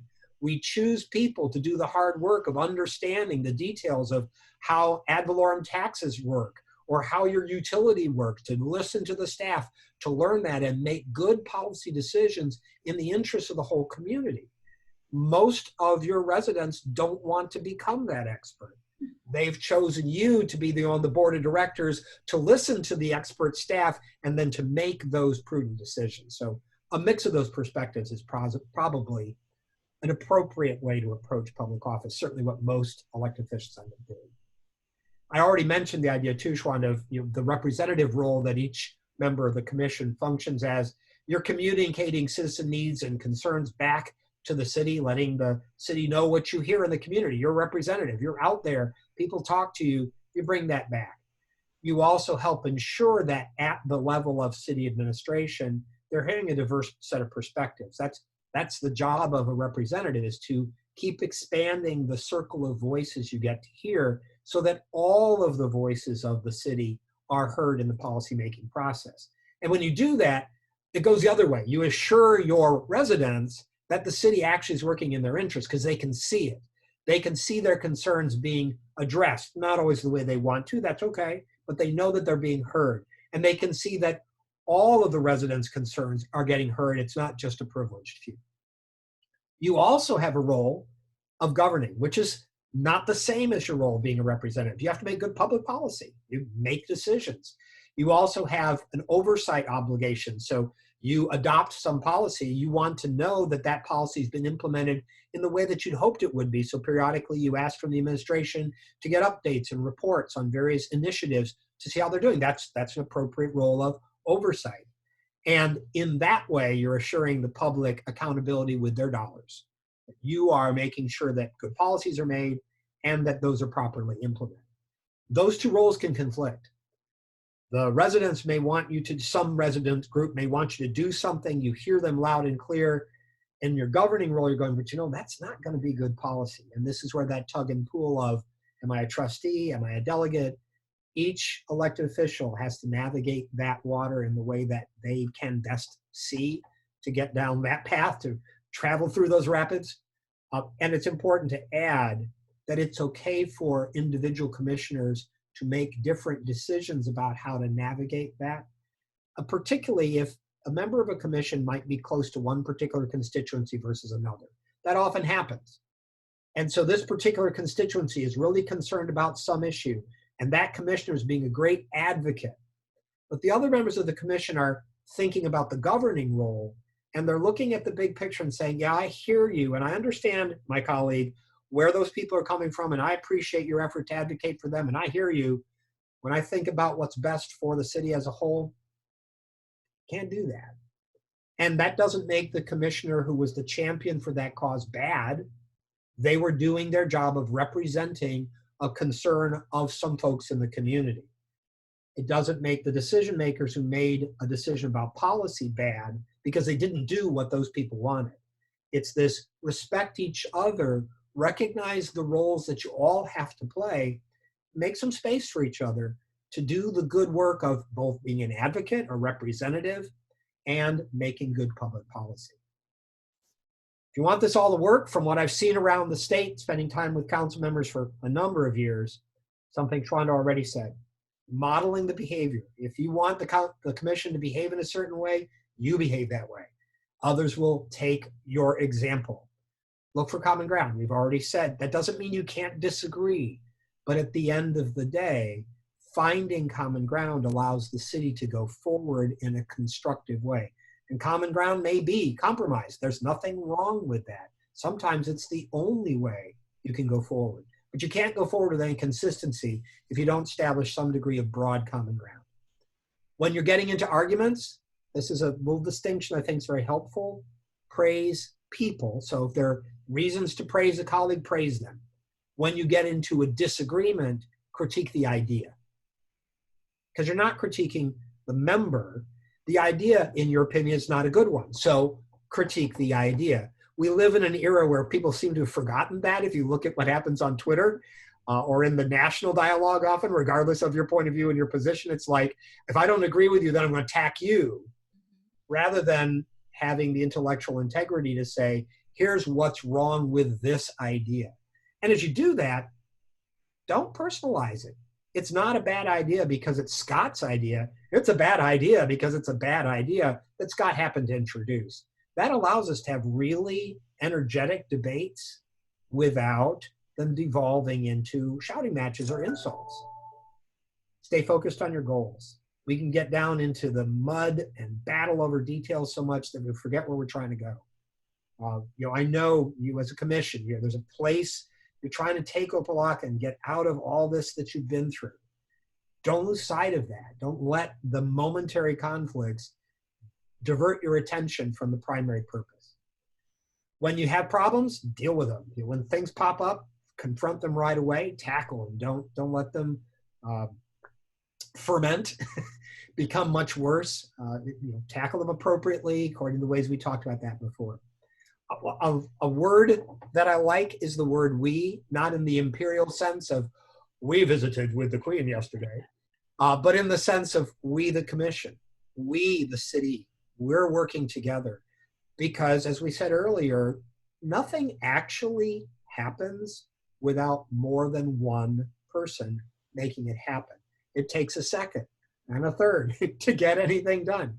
So when you've championed something and it goes through and it's happening and you couldn't be happier, talk about what we've accomplished, looking around the dais at your colleagues, looking at your staff, look at what we've accomplished, look at this great direction we're going. Bring everybody in on those successes because it is a collective success. There will also, of course, be what we can call defeats, things that you think as an individual should have been done, they don't happen. Decisions you think should have made, they get made differently. Okay, there's always another day. There's always another conversation. Shwanda knows when I was on Tampa City Council, we were facilitating the development of an entertainment district by essentially giving an alcohol zoning, what we call the wet zoning, to anybody who had 4 walls and a roof. Oh, you want to sell alcohol? Sure, because we wanted to get the clubs and that kind of stuff going. And okay, alcohol is like rocket fuel. It did help that entertainment district begin to take off. Whether that was a good set of choices or not, I'll acknowledge that that's what it did. But then there came to a point where I thought we needed to ramp back. Just like, okay, the rocket's about to enter orbit. We need to scale back the engines. We need to pull back on that alcohol. And I was alone. I kept voting no. And we have a 7-member council. So it was 6-1, 6-1, 6-1, 6-1. And I argued passionately that we were missing the signs, that we were going too fast, too far, that it was time to scale back. I kept telling my colleagues that. I bring up opportunities. But on every other topic, we still we had constructive conversations. We still worked together. On this one, I kept fighting, but I didn't accuse them of being jerks. I didn't tell them they were blind. I just disagreed with them passionately. And over time, as more evidence accumulated, it became 5-2, and then 4-3. And then the day came when it was 4-3 the other way, and then 5-2 the other way, and things changed. It would never have happened if I didn't leave space for my colleagues to disagree with me and to accept that I was the outlier for a while. So you lose, there's always another day. And this comes back both to the work at the council in terms of ideas and being supportive. Doesn't mean you have to agree, but being supportive of there's a kernel of value in this idea. Okay, let's think about that. Let's talk about that. And also being supportive of each other in other ways out of the community. There's no need to talk each other down. There's you are a council, you are a commission, you work together as a collegial body. Support each other.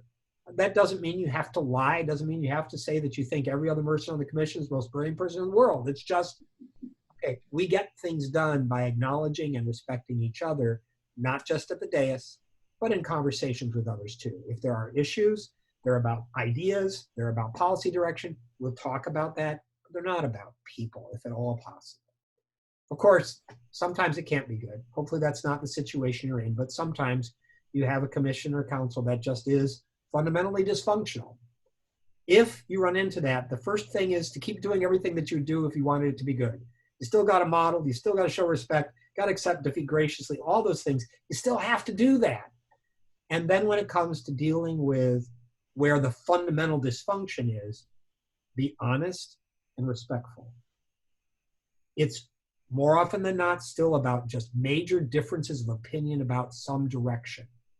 That's what we're talking about. Acknowledge that. And it may be really important, but it's still about the ideas. If it's actually personal, acknowledge that with regret, because it shouldn't be that way. And look for opportunities to mend it, to repair it. We shouldn't celebrate the fact that we're not able to get along. Toronto, we're going to move to a close with a few of my favorite political chestnuts, fundamental political truths. I talk about these in every email because I think they're big picture ways of remembering how to do what it is you all signed on to do. Otto von Bismarck, who is the father of the modern Germany, brought all these feuding baronies back together, or together for the first time, said politics is the art of the possible. And to be effective in political leadership is to discover what's possible and do it, not to simply say, this is ideal, and then get nothing done. My own little tidbit, there's no virtue in political ignorance. As a practical matter, you are engaged in a policymaking process, an oversight process. There's an inherent political dimension within your community, different constituencies, different interest groups. Fine. You should always seek to do the right thing. You're there to serve the public. But there's no virtue in not knowing what the political implications are. When you know what the political implications are, then you can do the right thing in the most politically astute way. And so I urge people to understand the underlying politics of things, not so that they cause you to change what you're trying to accomplish, but that so you can actually accomplish it by being politically prudent. Of course, we should be people of principle, and there are really important principles that underlie your public service, I'm sure for each of you. The danger is that sometimes we make things a matter of principle that really aren't. And so being careful not to go there to say this is a matter of principle and I'm standing on this because it's a fundamental right when maybe it's not, or this is just a fundamental truth when maybe it's not. As soon as we plant our flag there, we have no room to maneuver. We can't negotiate, we can't compromise, we can't solve the problem. We either win or we lose. If it's that important, if it's truly principle, okay, that's plant the flag. But just be careful to not plant the flag unnecessarily. And I love President Harry Truman's, it's amazing what you can accomplish when you don't care who gets the credit. Shwanda? So we shared a lot this afternoon, and we appreciate you staying engaged and not falling asleep after lunch and really sticking with us. But the one thing that I want you to take away as you think about everything you've heard today is coming down to the why. You know, why are you in office? I heard a little bit from Vice Mayor Davis about why he chose to get involved on this side, a little bit from the mayor about why he chose to get involved on this side of the work. But really spending some time to think about your why. Why are you in office? Is it for you? Do you enjoy it? Is it for a cause? You know, is it for the good of the community or a social responsibility you feel to the community? What is that why? And the reason why that's important is because keeping your eye on the why is the only way you survive this. It's the way you survive the bullets. You know, it's the way you survive everything that comes with sitting in that seat and being in the role that you're in, and all of the challenges and all of the victories and success that come with it. Keeping your eye on the why keeps you focused on why you're here in the first place. So Thank you. So we'll give one last opportunity for questions. I apologize, we're a couple minutes over, but I appreciate the really good questions. Great stuff. So we'll take other questions if you have them. Just to Ms. Burnett, would you kindly repeat that again, the phrase you said before the last one about the credit? What was that? Would you kindly repeat the phrase you stated before the last phrase? You stated two of them, the one before the last about who takes the credit. Oh, I did say keeping your eye on the why. I'm not sure about the credit. Scott, can you go back to the slide, Scott? Yeah, hang on a second. We'll get that shared again. So about the political truths that I love to use. This was, it's amazing what you can accomplish. Is that the one you're talking about? It's amazing what you can accomplish when you don't care who gets the credit? Yes, that one. Thank you. Thanks. Let me get a quick photo. You bet. I put it there for a reason. There's a whole slide. You can take the picture and post it on your office wall. Yeah, give me a quick second. Let me get it before you. Got it. Thank you. You're not the only person to take a picture of that over these years. It's a good thing to remember. I'm glad you appreciated it. I did it when I first saw the slides. So I have them in my office. So thank you. Any other questions, Mayor? From any of your committees? Let everyone else go and I'll ask my questions. I think Vice Mayor has something. Yes. The fundamental political truth, the point about there's no virtue in political ignorance, I think that is very important and spot on. I think many of us, the mayor and Commissioner Kelly, some of us on the years have been around a little longer, but most of us, first-term commissioners, it's very important to understand the whole political landscape when examining many of the important decisions that we make on a daily basis that oftentimes have financial impacts and and ultimately impact our residents' lives. So definitely want to be make sure we're examining and doing our due diligence as far as understanding the issues in its totality. So thank you for really driving that point home. Thank you. So some of the things I have is just really pointed that I would like just to hear from you about best practices across the state of Florida. One is about how we basically go through co-sponsoring items and how that process actually works when many of us may have similar ideas, but we can't necessarily talk to each other about those ideas. How have you seen co-sponsorships work in the sunshine? To be honest about that, Mayor, I haven't talked a lot with council members about it for the very reason that you just identified. That, as I understand co-sponsorship, if I'm understanding the concept, it's the idea that this idea is being brought forward by council member, commissioner so-and-so and mayor so-and-so, and it's like in Congress where you have co-sponsors, one Democrat, Republican, to try to make bipartisan support for a bill. And of course, in Congress, they don't have sunshine. We know that. Not a lot of sunshine in Capitol Hill. It is simply a highly difficult process to achieve, and and my opinion, and it's just my opinion, you know, I don't know that there is a best practice other than the difficulty given sunshine. What I have seen people do, rather than emphasizing the notion of who sponsors something, is when something is introduced, if in a city manager form of government, it may have been that two members of the commission independently went to the city manager and said, could you look into this? And the city manager comes back to the commission and says, I've had an inquiry about this. And maybe in some cases, city managers say, two of you have come to me and call and identify them by name. Or someone just say, I've had an inquiry from some members of the commission about this. I want some direction before we put staff time into it. At some point, there's an acknowledgement of who introduced it or who suggested it first. But at the end of the day, the ordinance is going to pass on a simple vote. And so sponsorship becomes more of a symbolic thing than a substantive thing. And given sunshine, it's really difficult to make that a thing. Except, you know, the fact that somebody goes and talks to the city manager. If I may, Mayor, to think just a little bit differently about that, when we were talking about the role of the presider, you know, if someone has been a champion of something, and by the time it comes for final vote, you all know who's been most outspoken to help make it happen, who's put in the extra sweat equity into that initiative, then as presider, to turn to that person and say, would you like to make the motion? And if there was another person, and by then you all know that person had also been working really hard on this issue, say to your colleague, and Commissioner, would you like to second the motion?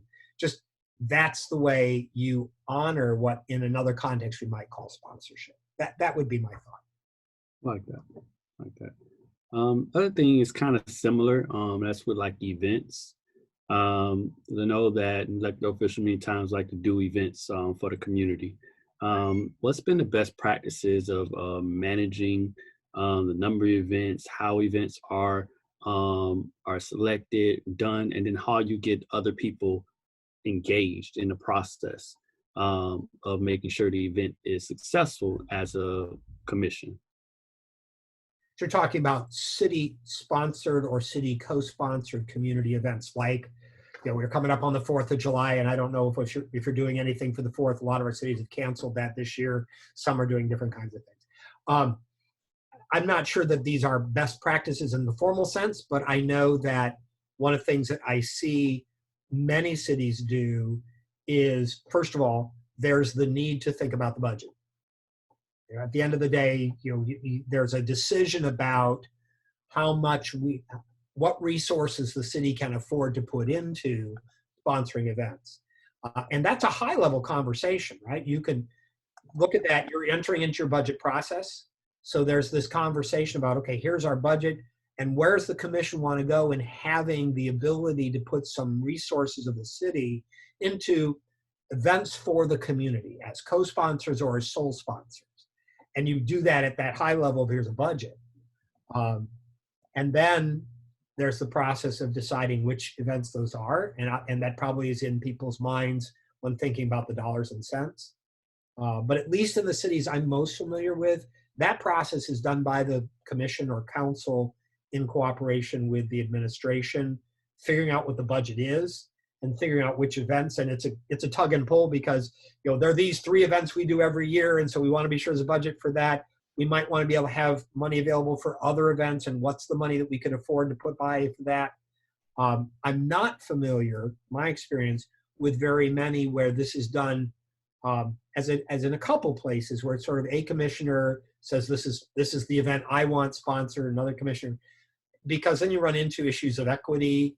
How much money spent on your event versus my event? My event really isn't that expensive, but your event is, as opposed to these are city events. At least that's the way I think about it. They're not this commissioner's events, they're city events. And so that takes it back to a citywide budget process, a process of resolving questions about how you make decisions about sponsorship as a commission. That's what I tend to see happen. It's done deliberatively, collegially, when something new comes up. Likewise, and someone brings it to the commission, there's a discussion, the commission makes a decision, about investigating that. The administration comes back and says, okay, here's what it costs for us to do that. Another discussion by the commission, and then a commission vote. Mr. That's Mayor, for all events? Wait, there you go. I'm sorry. I just wanted to jump in, Mr. Mayor. If you're thinking of studying this, you could consider, in a research sense, if you wanted to appoint an ad hoc type of a committee to really dive deeply into this. The Florida Recreation and Parks Association has done quite a long-term look at this in terms of finding public partners, setting the budget, trying to find limits, because you can have 100 groups ask you to sponsor 300 events a year, right? And we all know that there's limits to how much the city can be asked, as Scott was referring to. College towns get asked to sponsor everything. Certain cities get asked to sponsor a different variety of things than other cities do. But we've got some contacts, and I can shoot you an email with some ideas. And it may be that it's a good time for your city in particular to take a step back and say, we want to study it and perhaps come up with our own policy toward how we want to look at festivals or events and sponsorships. Because I know for a number of cities, when you approach each one on its own individual characteristics, it's hard to say one way fits all. And then you get the accusation, as Scott said, well, you treated their festival this way and our event this way. And where was the fairness? That word again, right?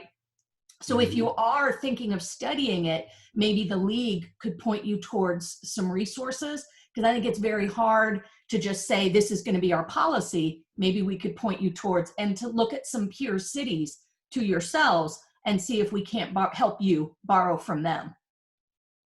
Awesome. Thank you. Anything else from the commission? All right. So then, on behalf of the commission and the city of Opa-locka, I want to thank the Florida League of Cities and the university, Ms. Tipton, Mr. Payne, Ms. Bernadette, well, I say Bernadette, Barnett. Thank you. Thank you for taking the time out your day on this Friday to give such a thorough, thoughtful presentation to us, and also to our public, because it was live streamed, it's recorded. So I know a lot of people that are interested in government or know about government. It's going to be very helpful for them to understand how this commission works. So thank you for doing so and taking the time out and answering the call for us to come out and give this unique training for us. So thank you. You're welcome. It's our pleasure. We look forward to working with you again in the future. And we're your league. I know Sharon joins me in saying goodbye for the afternoon, but as your ambassador, and Shwanda as your new ambassador as well, FLC University and the league, we're always here for you. We hope you'll let us know what we can do for you in the future. Awesome. Awesome. Thanks. Thank you very much. Thank you, Mr. Mayor, Commission. Thank you. Thank you. All right. We are done. Have a great day. Take care, everyone. Bye-bye. Thank you, guys.